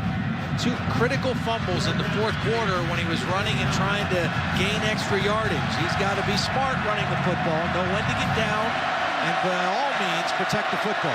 Dad looking on a 3rd and 10 for his son, just on the South Carolina side of midfield.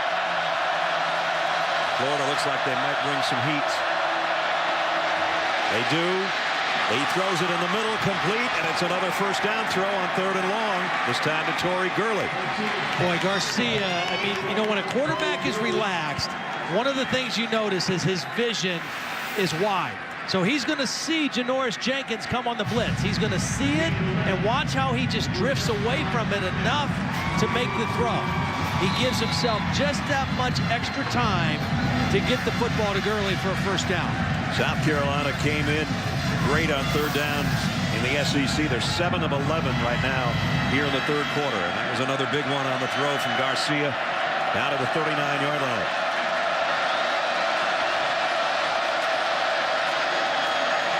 Lattimore on the counter. Big gainer for Marcus. He's all the way to the 21-yard line before he's run down by Will Hill. 18 more yards for Lattimore. And that puts him over 100. School record for a freshman running back is he is passed now. Thomas Dendy in 1982. Dendy had 8:48. Marcus right now 8:58. South Carolina in their history has never had a runner run for 1,000 yards and a receiver in the same season. Jeffrey's already there, and Mr. Lattimore is getting close. Goes back as the tailback in the eye, and bobbled it a little bit, and here he goes off to the races, and he's headed to the end zone. Touchdown, South Carolina. 21 more for number 21.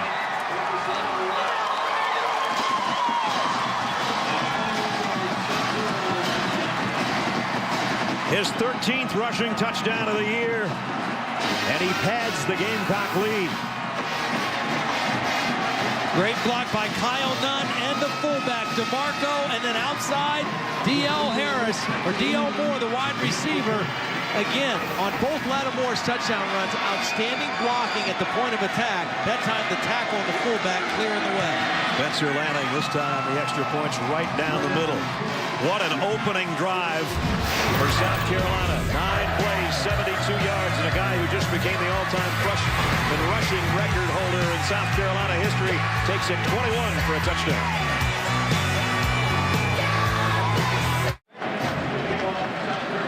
Somebody asked me the other day, is there a true freshman in the country that means more to his team's success than this guy? I said no. He's special. He is. I mean, he's got a maturity about him and a toughness about him that you just don't see from many kids right out of high school. Line drive kick taken at the 15. By DeBose. And look out, he might have another one. He gets it out to midfield and to the 49, in fact, of South Carolina. We're going to update Reese Davis. Reese.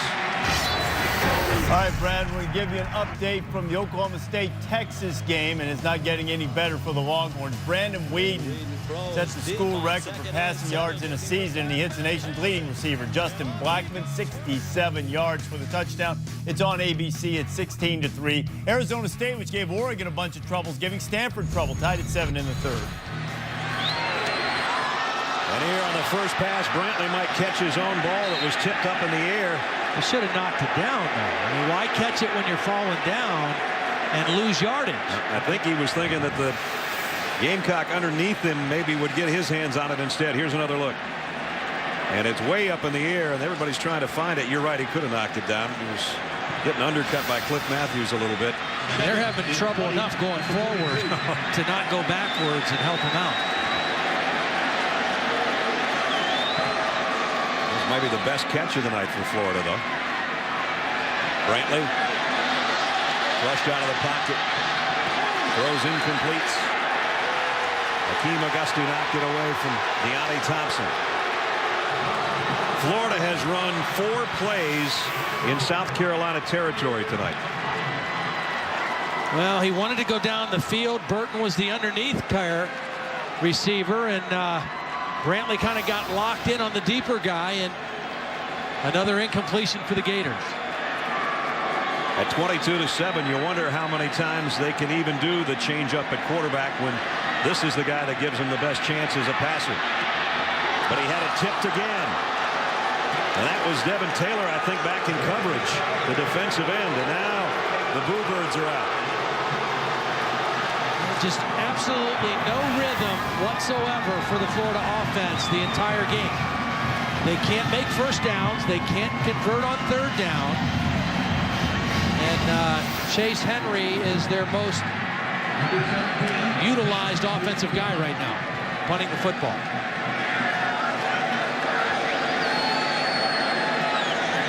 He has been busy.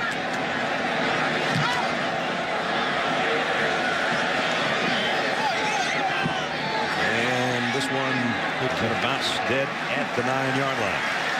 49-yard kick. 8:55 remaining third quarter. South Carolina with a 22-7 lead.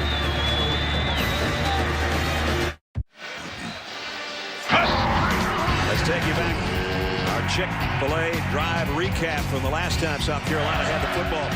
On 3rd and 8, Steven Garcia bought himself some time, took a shot in the chops, but he delivered a 19-yard strike on that play to get him a first down. Marcus Lattimore headed up the middle, but great vision to cut it outside to pick up a first down. And then number 21 went 21 on a very similar play to the end zone. To cap off a 72-yard margin, 9 plays, just under 5 minutes, 22-7, South Carolina. South Carolina first down just inside its own 10-yard line. Lattimore. And maybe got 2 out of it. Let's check in with Holly. Well, guys, Urban Meyer of Florida told me at the half that their big problem right now is that they are blitzing Jonathan Brantley so much. He's just got to do a better job of moving his feet. And the other 2 quarterbacks, they're not able to throw it at all because South Carolina is playing 0 coverage when they're in the game, meaning they're not keeping a safety back. They're walking him up, committing him to the run game. And he said, we've just got to make a commitment to throwing the ball. They tried to on that last series, as you could see, but Brantley wasn't able to move his feet and get out of the way of that ferocious South Carolina blitz. And he had one of his own passes that he caught on a tip ball, and then Devin Taylor tipped the other one downfield. Meanwhile, Garcia has been very efficient for South Carolina, and he continues to be so. And it's Ace Sanders with another first down. You know, one of the goals of the Florida offense, this new offense, is to create fatigue on the opposing defense. Well, when they go 3 and out and can't stay on the field, it has the opposite effect because the fatigue is with their defense. Right. Because you got South Carolina going on scoring drives and running the ball and taking wind out of their sails, and they go and get a quick rest and have to come right back on the field. And Florida has had 5 3-and-outs. And look at the time of possession. And sometimes that's not a telling tale, but it is tonight. It sure is. 54 plays to 21. South Carolina might be the team that ends up with 100 plays. I was thinking the same thing. And it's Lattimore almost breaking it again. Bostic saved a big gainer. Let's check in with Reese. All right, Brad, the #1 team in the country, the Oregon Ducks, after a Shane Vereen fumble early in the 3rd quarter. Darren Thomas, even on late Saturday night, the mailman delivers. Jeff Mayo goes in for the touchdown, and the Ducks up 15-7 now, very early in the 3rd quarter. All right, Reese, thanks. Here it's 22-7. Ledge, this is starting to have that look from Marcus Lattimore of the Georgia game and the Alabama game, where you can just ride him and ride him and ride him. Florida knows that. They're waiting for him that time. No gain. You're talking about a guy that can actually carry it 37 times in a ball game, which he has done this year. 37 times against Georgia, 29 times for his season high 184 yards against Tennessee. He may pass both of those marks tonight. He's got 5 runs of 10 or more tonight so far. Second down and 10. As for Steven Garcia, he has hit his last 6 passes.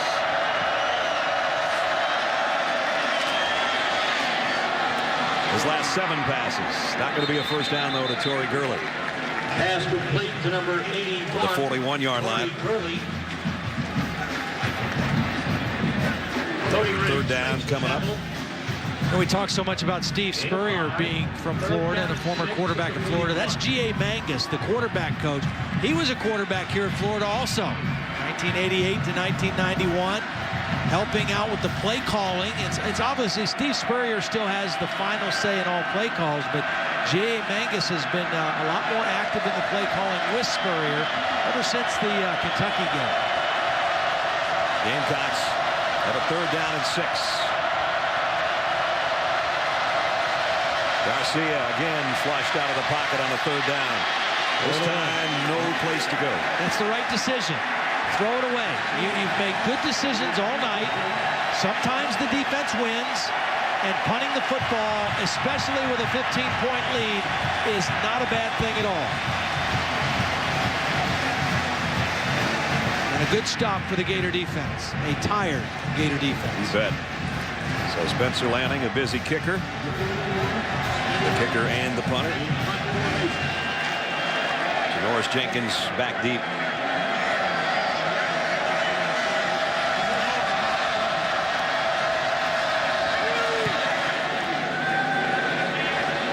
Jenkins camps under it at the 14. Got a block.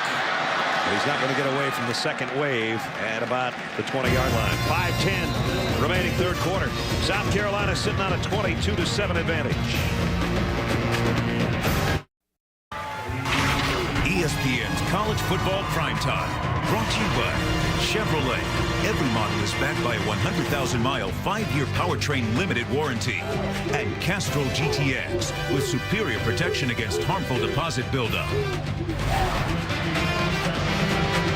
That was Billy Donovan's team last night. A win over UNC Wilmington. They'll be part of the tip-off marathon coming up. The home court of college hoops, Ohio State and Florida. Jimmy Dykes and I will be at the O-Dome just across the parking lot from where we are right now. Part of 21 games in 24 hours on ESPN. South Carolina is part of that too. They take on number 2 Michigan State. So these two teams battling. The basketball teams will battle a little bit later in the week. Right now, Florida's battling themselves as much as South Carolina. Brantley got a wide open man this time, and Frankie Hammond.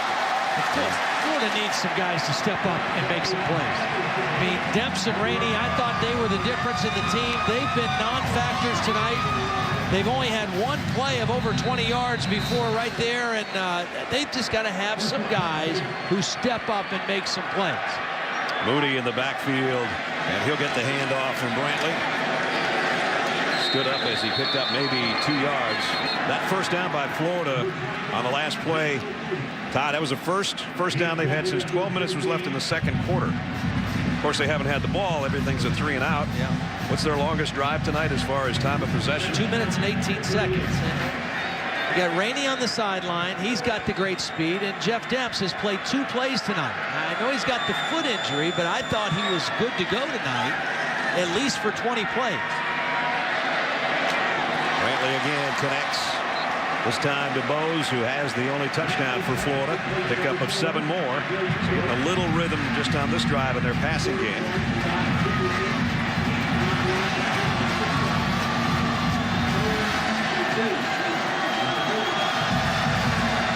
Burton comes in to the backfield to join Brantley. He'll take this snap, and a quarterback draw all the way. South Carolina knows it. Yeah, I mean, they're locked into it. I mean, when Burton's in, they're not going to throw. So you either have to change up. You either have to throw a curveball. He either has to throw it. They either have to throw the ball to Brantley when he's out as a wideout. You got to do something that they're not clued into. Now they bring in Jordan Reed on a 4th down. So this will be the 3rd guy taking a snap on this series. Need about 1.5 yards. And he's at least a run-pass option and a bigger physical runner. And he goes straight ahead, but I don't know. I don't think so. South Carolina doesn't think so. And our line judge, his foot doesn't think so. South Carolina appears they're taking over on downs. They might bring the chains out. No, they're not even going to have to. Matt Moore says first down, South Carolina. Trying a little bit of everything, and somewhat like it was a month ago, nothing's working for Florida.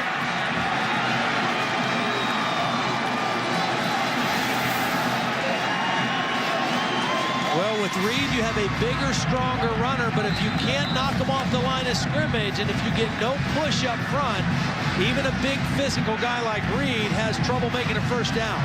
You see the frustration on the sideline of the Florida head coach. South Carolina has owned the line of scrimmage tonight on both sides of the ball. Back to Marcus Lattimore. Picked up a couple. Jelani Jenkins, who's back in there, has been in and out of the lineup at middle linebacker, made the tackle. Well, the clock now is a fan of South Carolina as well, as we're under 3 minutes in the 3rd quarter. They get some more points out of this drive. It's going to be a long, long 4th quarter for the Gators.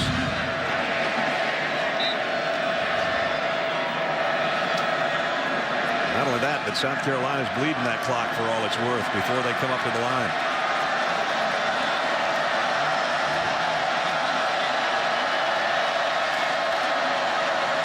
Lattimore puts his hands on his blockers' backs and goes forward for about a yard shy of the first down. Picked up 7 more, though. He's starting to rack up some numbers now.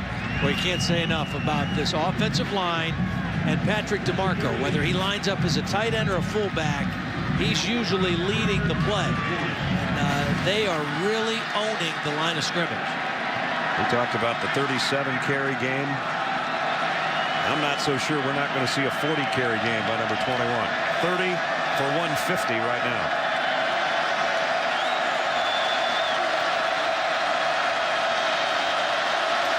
Whoa, wide snap. Garcia, he's not going to get there. That's the second time we've seen that happen to South Carolina. Kind of a wasted play because of a bad snap. It disrupts the timing. This was going to be a handoff to Lattimore, but because Garcia didn't feel comfortable with the snap, he had to keep the football, and they come up short. They're about 3 yards short. Rob Black is down for Florida. He's made a lot of tackles tonight, and he's limping around back there, probably just dead tired as well. That Florida defense has seemingly been out there all night. Meanwhile, a decision here coming up for South Carolina. Ahmad Black, I guess he has made a lot of tackles. We're getting 15 is what we have right now for him.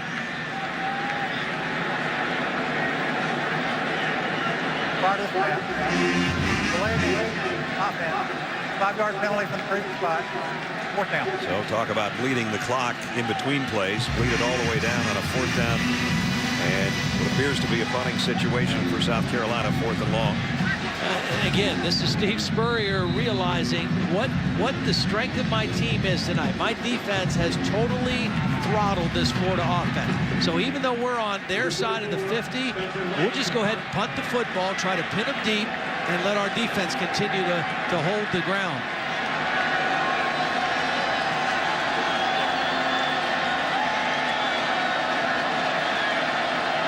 Todd said earlier, a 2-possession game, and it would take a perfect 2 possessions for Florida to win this thing right now with a quarter to go. Flags down. Another delay of game, I think. Flag on the play.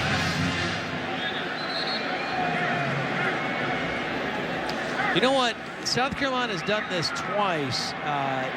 They've lined up Alshon Jeffrey. Delay game. Offense. 5-yard penalty. Previous spot. Remains 4th down. 2 times they've had Alshon Jeffrey as the outside guy, like the gunner, just to see if Florida was going to cover him or not. And then when they had a guy out there on him, he runs off and somebody else runs on the field to make the play. So they're just trying to see. The old ball coach got a little trick up his sleeve if they don't cover number 1. Now Spencer Lanning kicks straight away.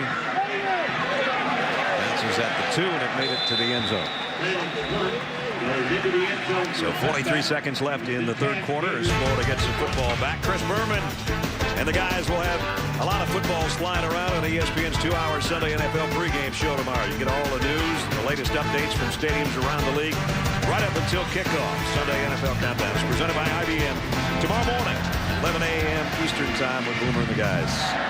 Steven Garcia, no mistakes made tonight. Marcus Lattimore, another huge night for the sensational freshman who's closing in on a 1,000-yard season in this particular game, as a matter of fact.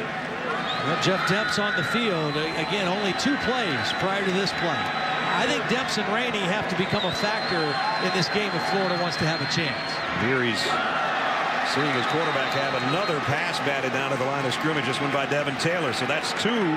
Taylor's had 1 at the line of scrimmage and 1 dropping back in coverage, basically as an outside linebacker. Well, he's 6'7", 250 pounds. He's got a huge wingspan. So even when he can't get to the quarterback for a sack, he's going to get his hands in the passing lane. And of course, against Tennessee, got his hands in the passing lane and took it to the end zone the other way on an interception. Brantley tipped and intercepted. South Carolina's got it back, and it's Stephon Gilmore. And the Gamecocks with a football back with less than a half minute to go in the 3rd quarter. And all is not well in Gatorland right now. Well, Back-to-back tip passes, one by South Carolina, this one by his own guy, the intended receiver, Carl Moore, tips the ball up in the air. And South Carolina has been close to 3 or 4 interceptions tonight. They finally come up with one. And only for them, their 6th interception of the entire season. And the second for that young man, who's played a little bit of everything, including at some points a Wildcat-type quarterback. There he knew what to do with it after he intercepted it. He got it back to the 28-yard line. And the offense back to work. Probably number 21 next. Here's Lattimore. Cuts outside. Got some room. He's got almost 20 more before they can bring him down. And again, watch Patrick DeMarco on the replay. Number 47 leading the play. I mean, this is old school hard-nosed football. Fullback I formation. He knocks the end guy out of the way and opens up a lot of green grass for a great runner. And then you got a wide receiver, Jason Barnes, blocking downfield. And this team feels it right now. Do they ever? They're huddled around their old ball coach, who probably likes that sideline right about now. They're 15 minutes away from a trip to Atlanta. And for the first time, they'd be the kings of the SEC East. But we still got a quarter to go. The man in black, or can Urban Meyer and the Gators come from behind?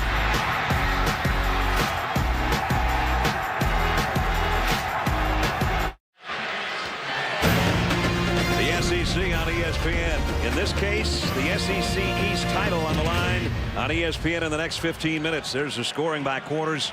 South Carolina with a 22-7 lead as we head into the 4th and final stanza. And that guy is 15 minutes away from becoming a coach that could take 2 teams from the SEC East to the SEC championship game. Of course, he did it when he was here at Florida. South Carolina's never won in Florida. Urban Meyer has lost one game in November in his career at Florida. It was to Steve Spurrier. Marcus Lattimore on his 32nd carry of the night. Marcus Lattimore. And up to 162 yards on the night and 922 on the season. What a luxury to have a running back that you can ride down the home stretch like this and just keep feeding him the football. And he just keeps punishing a defense. I mean, it inspires an offensive line. It inspires a whole team. Here we go, crazy formation. You got a bunch right there and an empty backfield. Garcia out to Lattimore, but his knee was down. So they tried to get a convoy in front of him. Yeah, they're going to respot this. They got the wrong spot right there, the line judge, but I think they know. Or not. Well, I thought that's what Urban Meyer's halfway down the field right now, trying to let them know that he was down right there. He never even caught it. Oh, he didn't catch it. Okay. But was it a lateral? If it was a lateral, then, well, they'll figure it out. At any rate, it's 3rd and goal. Now a more normal setup with 4 wide receivers, and Garcia is going to go on a quarterback draw, and he is in. Touchdown. And Marcus Lattimore, who's been the workhorse, got the key block. Garcia from 8 yards out, his 5th rushing touchdown of the year. You want a guy who can do it all for you? Watch Marcus Lattimore with the great block on Edwards right there in the middle of the play, and Garcia right behind him to the end zone. And then a little woofing from Gilmore at the end. The extra point is good. South Carolina now 13 and a half minutes away from heading to Atlanta. This time on the ground again. This time the quarterback with his tailback leading the way. And Dad says, that's my boy.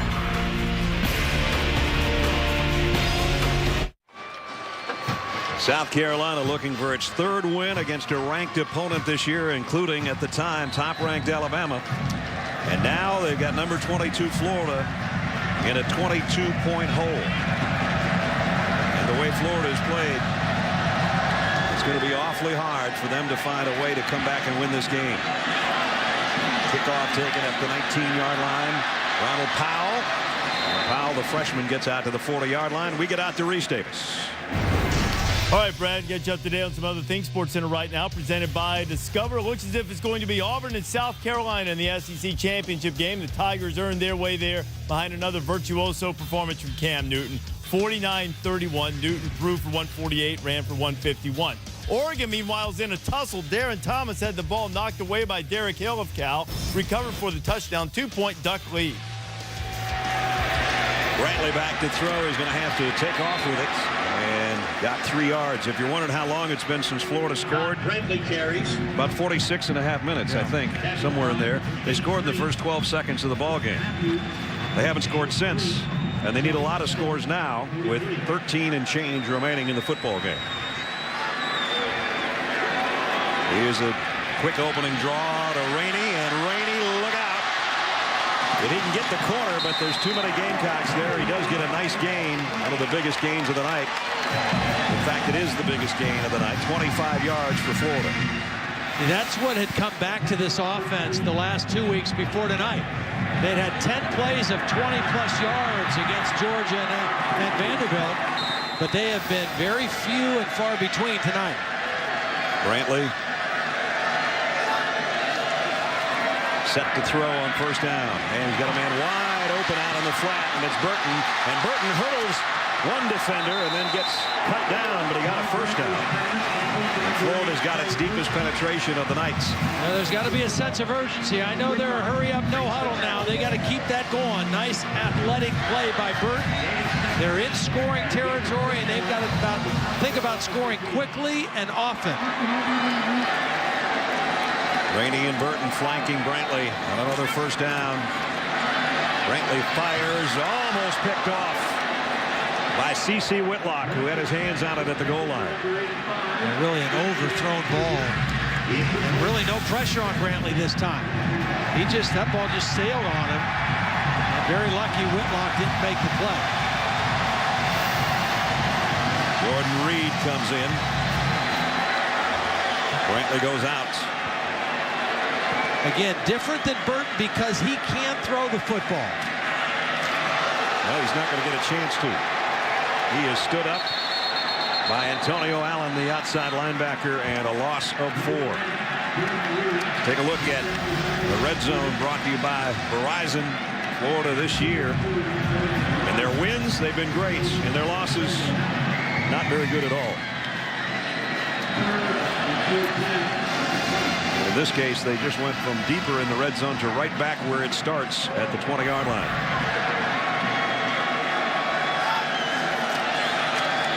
Brantley back in and back throwing high.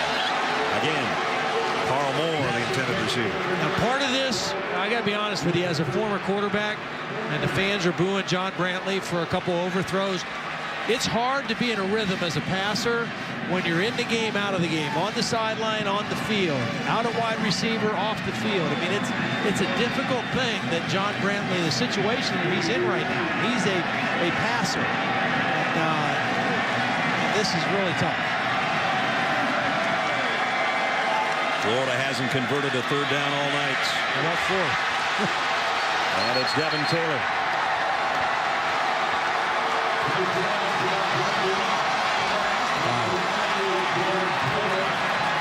I'm just thinking, I looked over at the Texas score tonight.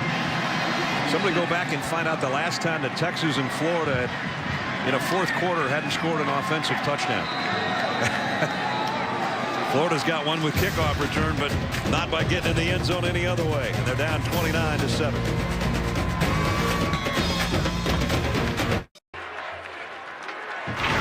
ESPN's College Football Primetime is presented by Hampton Hotels. At Hampton, we love having you here. And in part by Dr. Pepper. There's nothing like a pepper. 29-7, 11:40 remaining. Our college football primetime presented by Hampton Hotels. Brad Nessler, Todd Blackridge, Holly Rowe. And right now, South Carolina in control. And it appears heading to Atlanta to play Auburn for the second time this year. And let's go down to Holly. Well, I'm with the gentleman, Danny Werfel, who many say was the last quarterback Steve Spurrier truly liked. But this is the first time you've seen Coach Spurrier here in the Swamp coaching for someone else. What was that like for you? Yeah, I'm used to him being on this sideline wearing orange and blue. That's what I'm used to. So it's very awkward to see him over there. But he's certainly done a great job of getting his guys ready to play tonight, and they're being very effective. You had a warm embrace with him and a chat before the game. What did you guys say? Actually, he asked me if I exercised this morning. You know, he's always wanted to make sure his guys are in shape, eating healthy. So we just visited, and it's great to be around him. What's something about Coach Spurrier that helped you as a young man be the guy you are today? Well, I mean, he was the ultimate coach. I mean, he goes by the old ball coach, and he taught you how to be precise but also be flexible. And on the field, we had so many great memories on this one and many others. We watched some of us guys last night, the Sugar Bowl, when we won the national championship. And so we share so many great memories. It's great to still be friends. I know your heart is Gator blue, but would it be a little bit cool to see the old ball coach win one here for the first time in history? Well, you are right. I am blue, and this is a hard night for us Gators unless something strange happens. But on the other hand, it's great to see him do something great over there, and I do love him, and to see him do well is very exciting. Thank you so much. All right, thanks, Howard. One of 3 Florida quarterbacks to win the Heisman Trophy, including Tim Tebow and, of course, Steve Spurrier and Danny.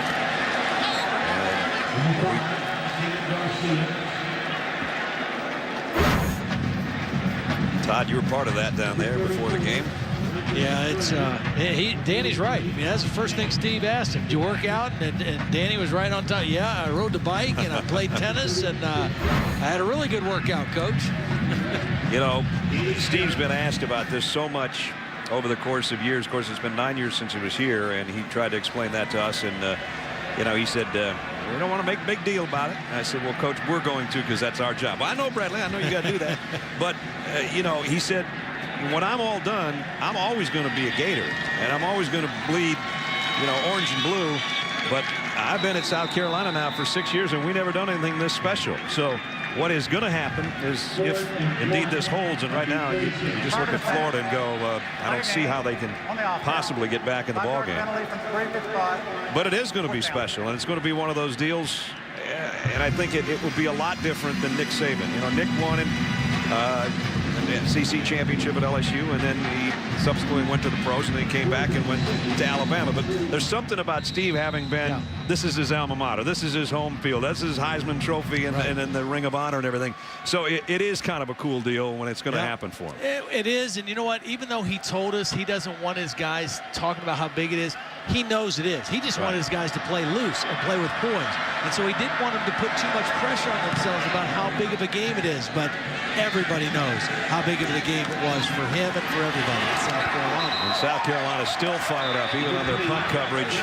They get down there. No return for Florida. Will return with 9:10 to go. That Heisman Trophy, the Ring of Honor, and now maybe as a Gamecock going to Atlanta as the head ball coach.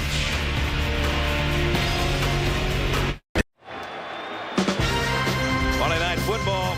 Start things off with Monday Night Countdown served by Applebee's at 7 o'clock Eastern, and then it's Michael Vick, who's been the picture of efficiency for the Philadelphia Eagles against the former Eagles star Donovan McNabb. ESPN's Monday Night Football, Eagles and Redskins. 9:10 remaining. 29-7 South Carolina, searching for their 7th win of the year and a trip to Atlanta.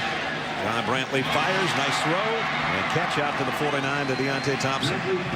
Pick up a 19. At this point in the game now for Florida, it becomes a drop back pass game. So that means those 5 guys up front, the offensive line, have to give John Brantley some time. No more option, no more quarterback runs until they get in around the goal line.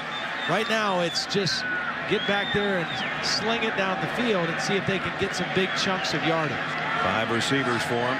First down at midfield. Short toss over the middle, and cut down is Hines after a pickup of 4. C.C. Whitlock made the tackle. Now again, this Florida offense is a work in progress. I mean, they had success against Georgia and an outmanned Vanderbilt team, but this is a very good defense in South Carolina. Now they've had some tough matchup games like last week against Arkansas, but talent-wise, this is a good defense. Brantley again has one tipped at the line of scrimmage. He's had that trouble. There must have been 5 passes that have been tipped tonight. So they have a quick break here to think about their 3rd down and 5.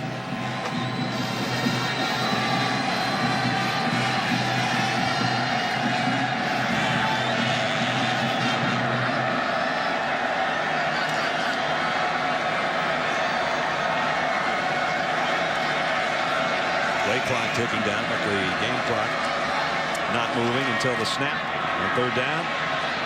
Brantley completes 1st down and out of bounds at about the 30-yard line to Carl Moore. Right now, Ellis Johnson and Lorenzo Ward, the defensive coordinators for this defense, are saying, you know, we'll let them complete some balls. And, you know, they can have some short gains. We'll try to keep things in front of us. And we'll make them eat up clock while they do it. Comes a blitz. Brantley is going to go deep. Man there and incomplete. And looking for a flag was Deontay Thompson. It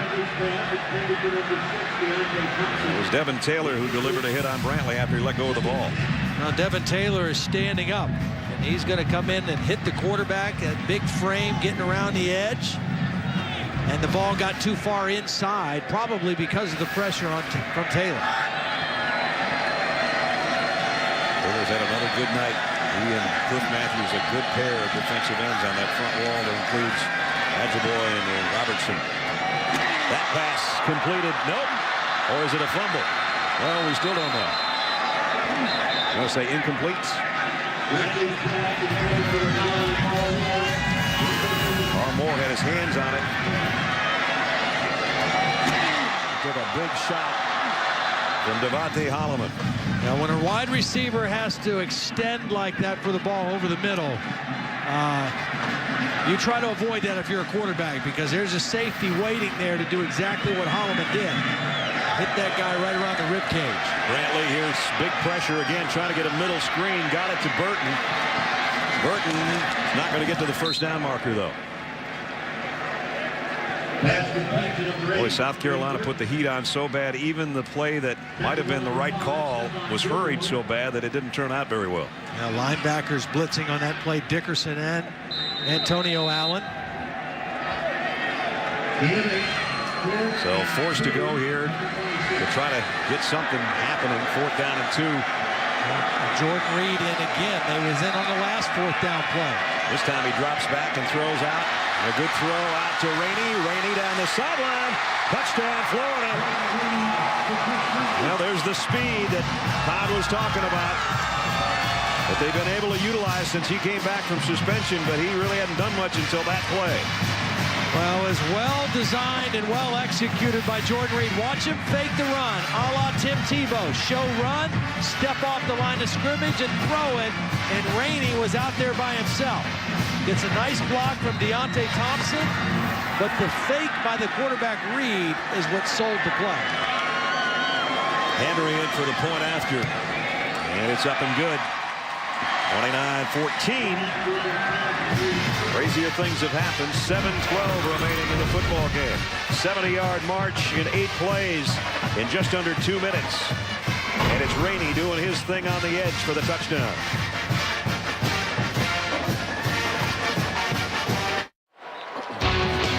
Just 2 races left in the chase. Got to wonder if that 48-car dynasty's in jeopardy. Certainly, Denny Hamlin now is in front after his win in Texas last weekend. NASCAR Countdown starts your coverage at 2 o'clock Eastern tomorrow, and then it's Phoenix, the start of the race at 3 Eastern time. Well, onside kick apparently coming up from Florida. 7:12 left, and down a couple of scores. Nothing like the ball coming off, just to make your night better. The element of surprise, if there was any, just went away. So Brush to try an onside kick.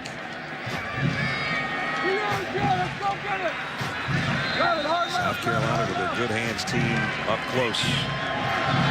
Now they decide to line drive and kick it away. So it won't be an onside, and it will make the end zone, and it'll put South Carolina at the 20-yard line after we check in with Reese Davis. Brad, we've got a Dr. Pepper SEC studio update on ESPN2. Mississippi State and Alabama tied up 20-3. Julio Jones with a 56-yard touchdown run on the end around. Tide went up 30-3. State's had a touchdown. About 4 and change left to go on ESPN2. Alabama up 30-10.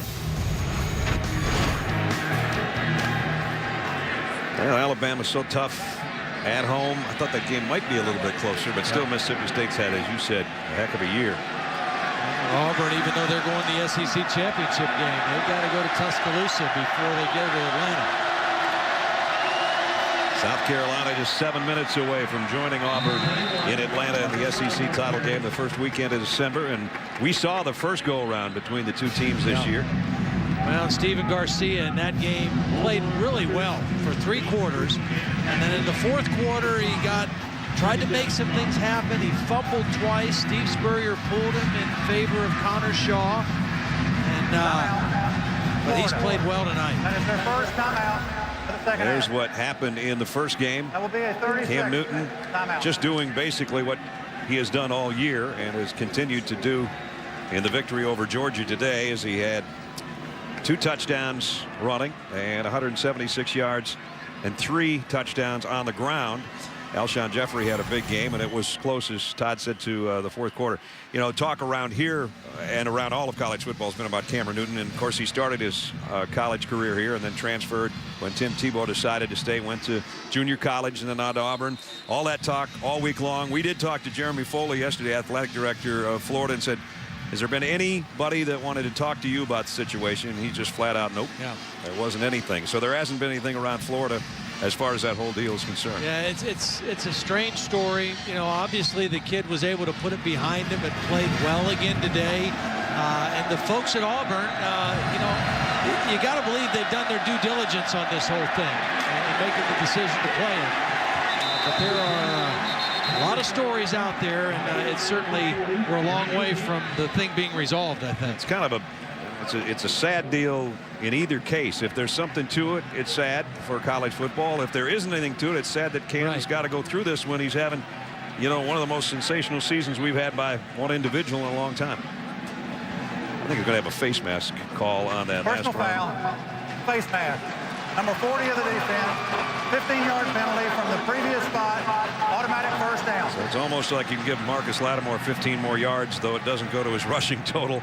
But he's the guy that was face masked, and he's got it straightened out, and he's got his game straightened out. A couple of games when he was injured, South Carolina looks nothing like they do when this guy's running full blast. Well, there wasn't much to that one, unless I missed something in there. But at any rate, South Carolina's got it out to the 41-yard line.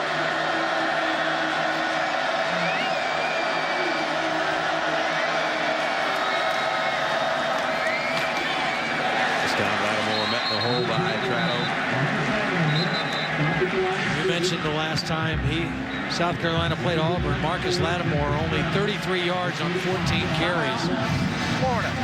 That is their second timeout, second half. That will be a 30-second timeout. Florida takes a timeout with 6:33 remaining in the ball game. Hasn't been a lot to chop about tonight.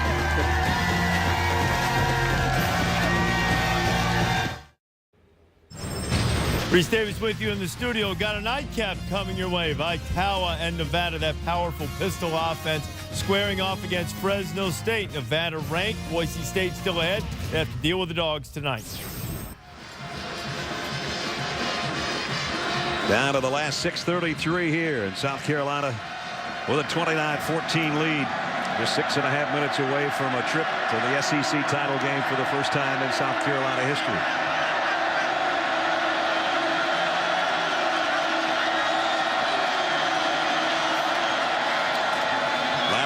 Again, and Marcus got about 3 more. Holly?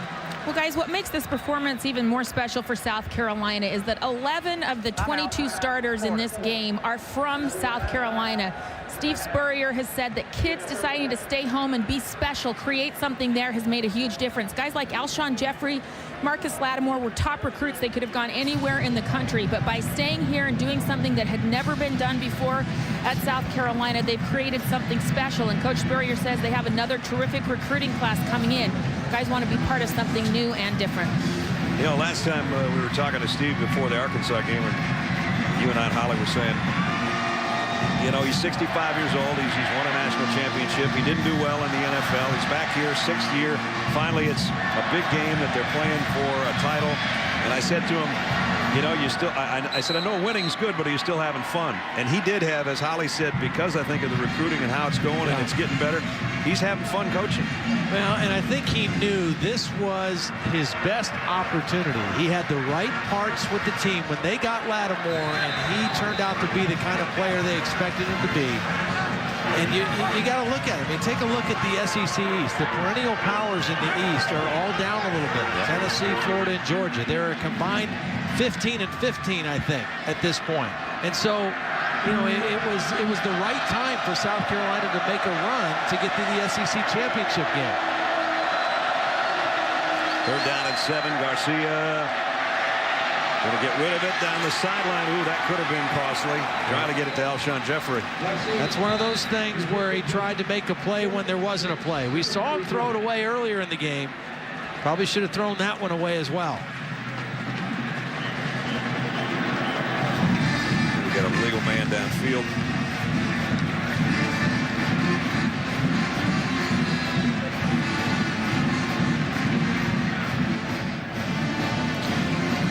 Alshon Jeffrey had intended receiver on that one. He was ineligible receiver downfield, number 47 of the offense. The penalty is declined. 4th down. Alshon hasn't caught a pass in the second half, but that's the first one they've aimed at it. So punting situation. Chris Rainey, always dangerous, is back on the other end.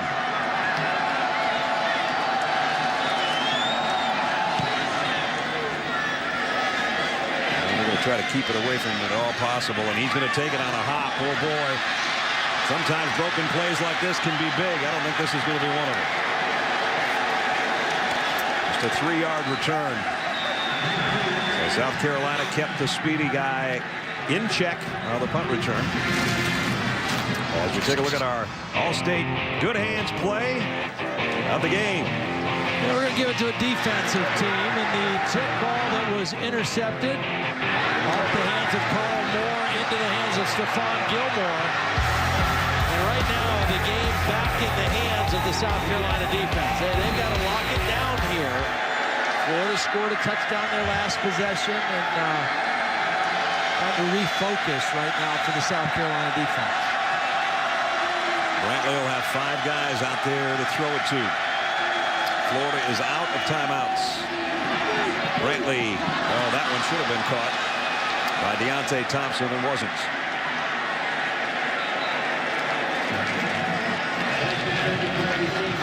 South Carolina, there's part of that front wall.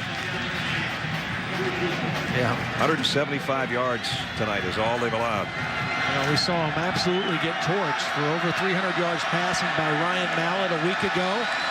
What a difference a week makes if you're a South Carolina defensive player. Brantley on 2nd down and 10. We're under 6 minutes. Crossing pattern, got it complete, and it's going to be a 1st down to Hines. Pickup of 11.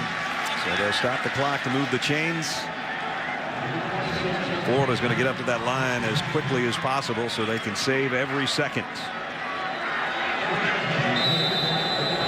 They need a couple of scores, and they don't have any timeouts to work with. Now they are using up some valuable seconds.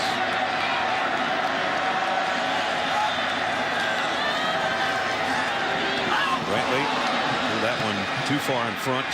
Gilmore almost had another interception.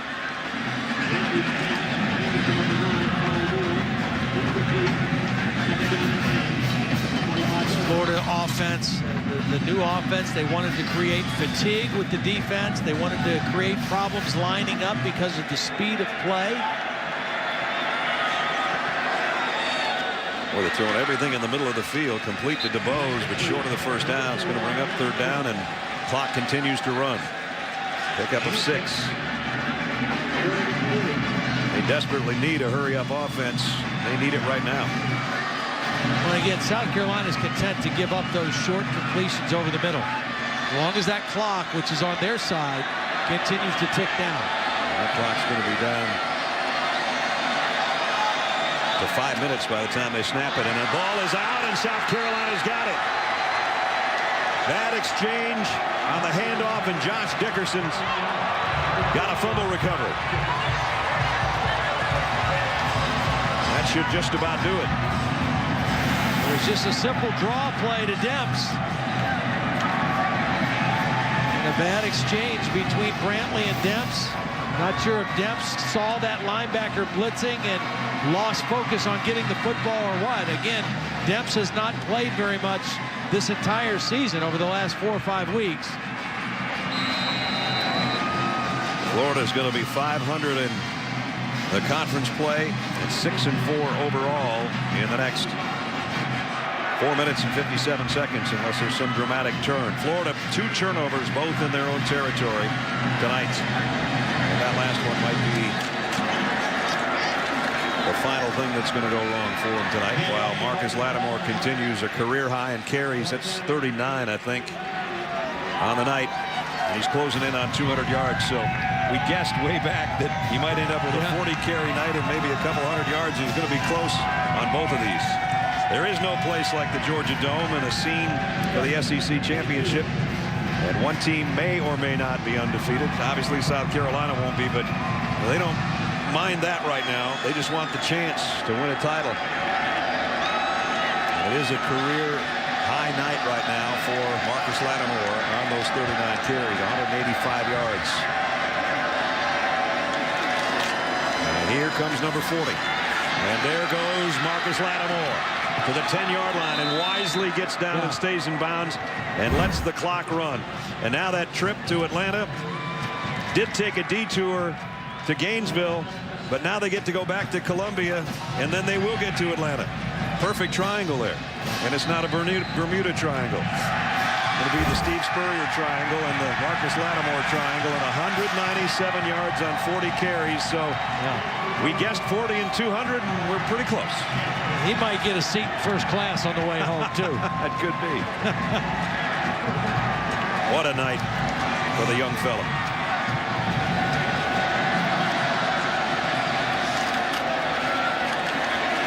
And now Ryan Maddox taking his spot, losing some yardage. So Marcus Lattimore, the next time he goes out, he'll go over 1,000, and he and Alshon Jeffrey, well, he's coming back into the game. I meant the next time they play a football game. He's not done playing yet, I guess. 1,000-yard season just around the corner for him. They're never going to forget George Rogers, but if this kid sticks around for 3 years, they won't forget him very soon either.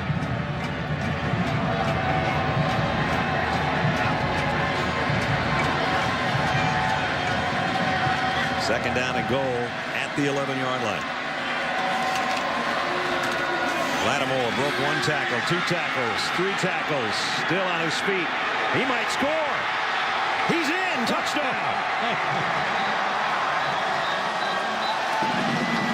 And Marcus Lattimore just punched the final ticket to the Georgia Dome for the Gamecocks. He got a little help from his friends on that one, because he was stopped at about the 2. And he just got driven into the end zone by the center T.J. Johnson and a couple other South Carolina offensive players. You know, when Holly was talking to Danny Werfel, she said, you might be the last guy that Steve has liked as a quarterback. I don't know if I've ever seen Steve like a running back like he likes this one. Extra point is good. Well, it now is A dominating performance for the Gamecocks' first win ever in Gainesville, and this is the capper for number 21. Well, DeMarco with a block. 2 bad tackles by the Gators, and then watch the end, just the surge. T.J. Johnson was behind him, grabbed him, and just pulled him into the end zone, and then other guys push him from the front. But this guy has been spectacular tonight. I didn't think when you and I watched the Georgia game that I would see a better performance out of him. We just did tonight.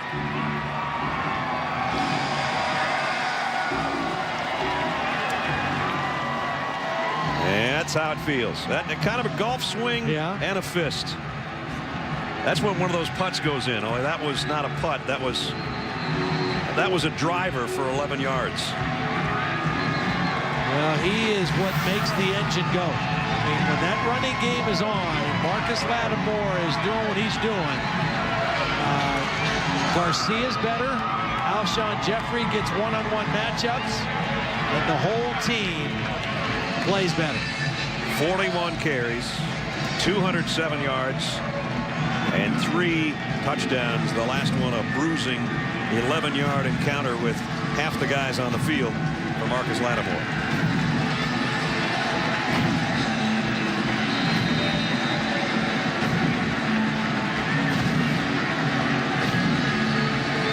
Jay Wood now the kickoff. There are no more answers for Florida tonight as they're getting routed here on their home field.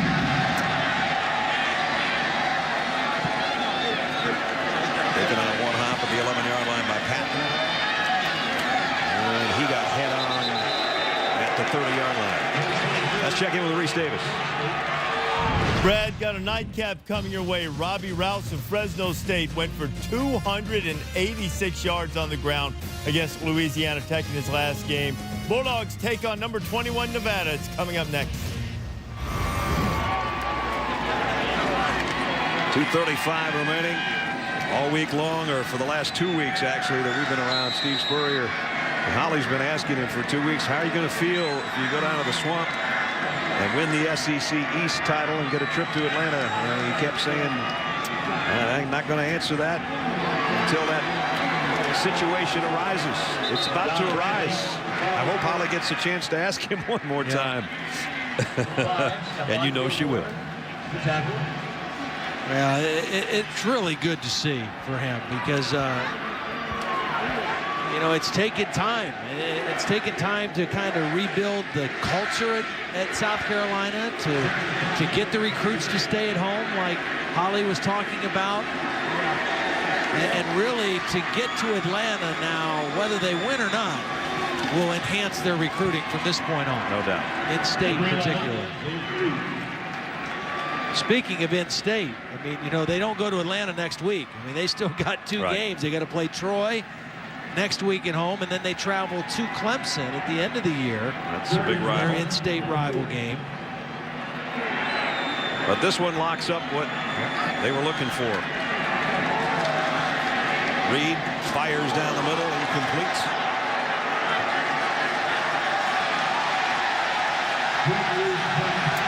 Well, we showed you this about 3.5 hours ago. Florida's been there more than anybody, and that bottom row had a bunch of zeros, and now South Carolina, for the first time, is going to the SEC championship game. Steve Spurrier did it 7 times when he was wearing orange and blue, but garnet and black tonight. And he doesn't have to worry about the headset anymore. And with that guy around, he doesn't have to worry about a lot of things. There's a little shovel pass on the inside. And Burton to Reed. And Reed picks up about 14 yards. Down the final 120. So the evolving Florida offensive scheme takes a setback tonight for Urban Meyer. There'll be better nights and better days as they continue to evolve in this system of hurry up. They didn't get a chance to really use it tonight because they couldn't get any rhythm going, and you can't go with a hurry up and try to run 100 plays when you can't get 3 of them without punting. Well, BCS Countdown Show is coming up 8:15 Eastern tomorrow night, presented by All States. First chance you'll get to see if anything's changed in the BCS standings. Reese Davis and the guys will break it all down for you tomorrow night. Reed stays in there at the quarterback spot. Rolls to his left and snaps off a throw that's complete. Out of bounds. Frankie Hammond stops the clock. And the old ball coach just got wet over there. Here it comes. Wow, they got him good. Yeah, too. They did get him good. Although he kind of looked like he knew it was coming. I think he was ready to take that one. He braced for that. He did. Yeah. And then a little wiggle to let the ice go down the back.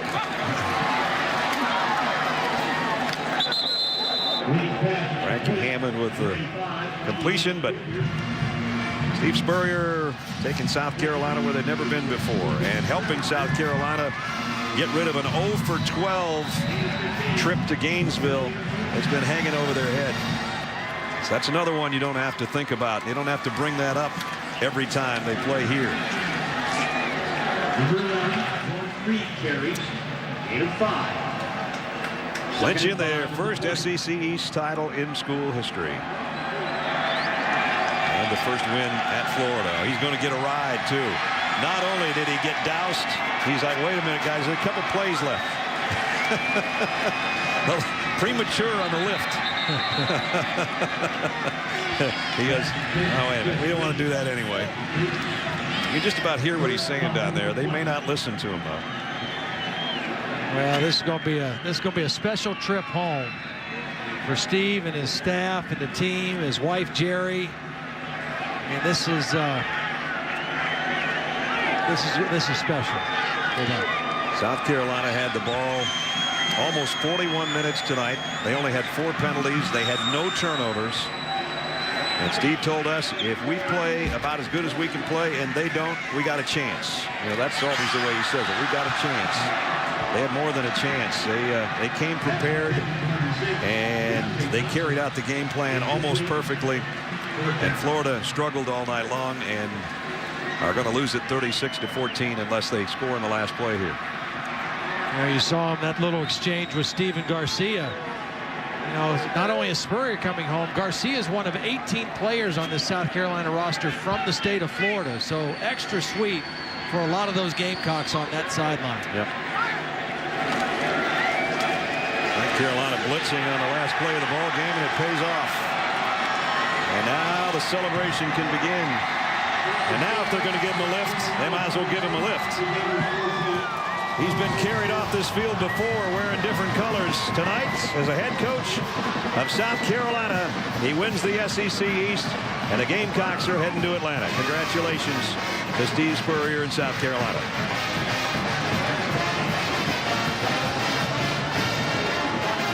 He can still draw a crowd in Gainesville, can he? Still a rock star. Yep.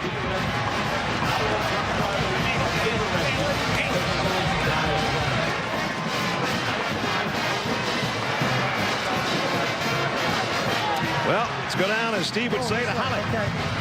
Well, Coach, you said that this was going to take a whole different level of commitment from your players today. When did you start noticing that in this game? Oh, I don't know, Holly. Our defense was outstanding the whole game. And, of course, we got Marcus Lattimore, which gives us a chance against anybody. But the entire team played great. Hey, my man, good luck to y'all. Thanks. Yeah, and it was just a great win for South Carolina, for our state, our team. It's just really good for us. You've had some pretty big moments here in the Swamp, Coach. How does this rate up there with those? Well, it's a good one. It's a good one for me at University of South Carolina. For us to win our first ever division and win it down here is sort of ironic, but that's how it happened. And we were blessed. God smiled on the Gamecocks tonight, that's for sure. Thank you, Coach. Sure. A happy Steve Spurrier. A happy flock of Gamecocks. They win it 36-14 is the final score. Stay tuned. Coming up next on ESPN, college football, Nevada and Fresno State. The old ball coach comes back to the old stomping grounds and wins it going away. This has been a presentation of ESPN, the worldwide leader in sports. For Todd and Holly and our entire crew, Brad Nessler saying good night from Gainesville as we go out to Todd Harris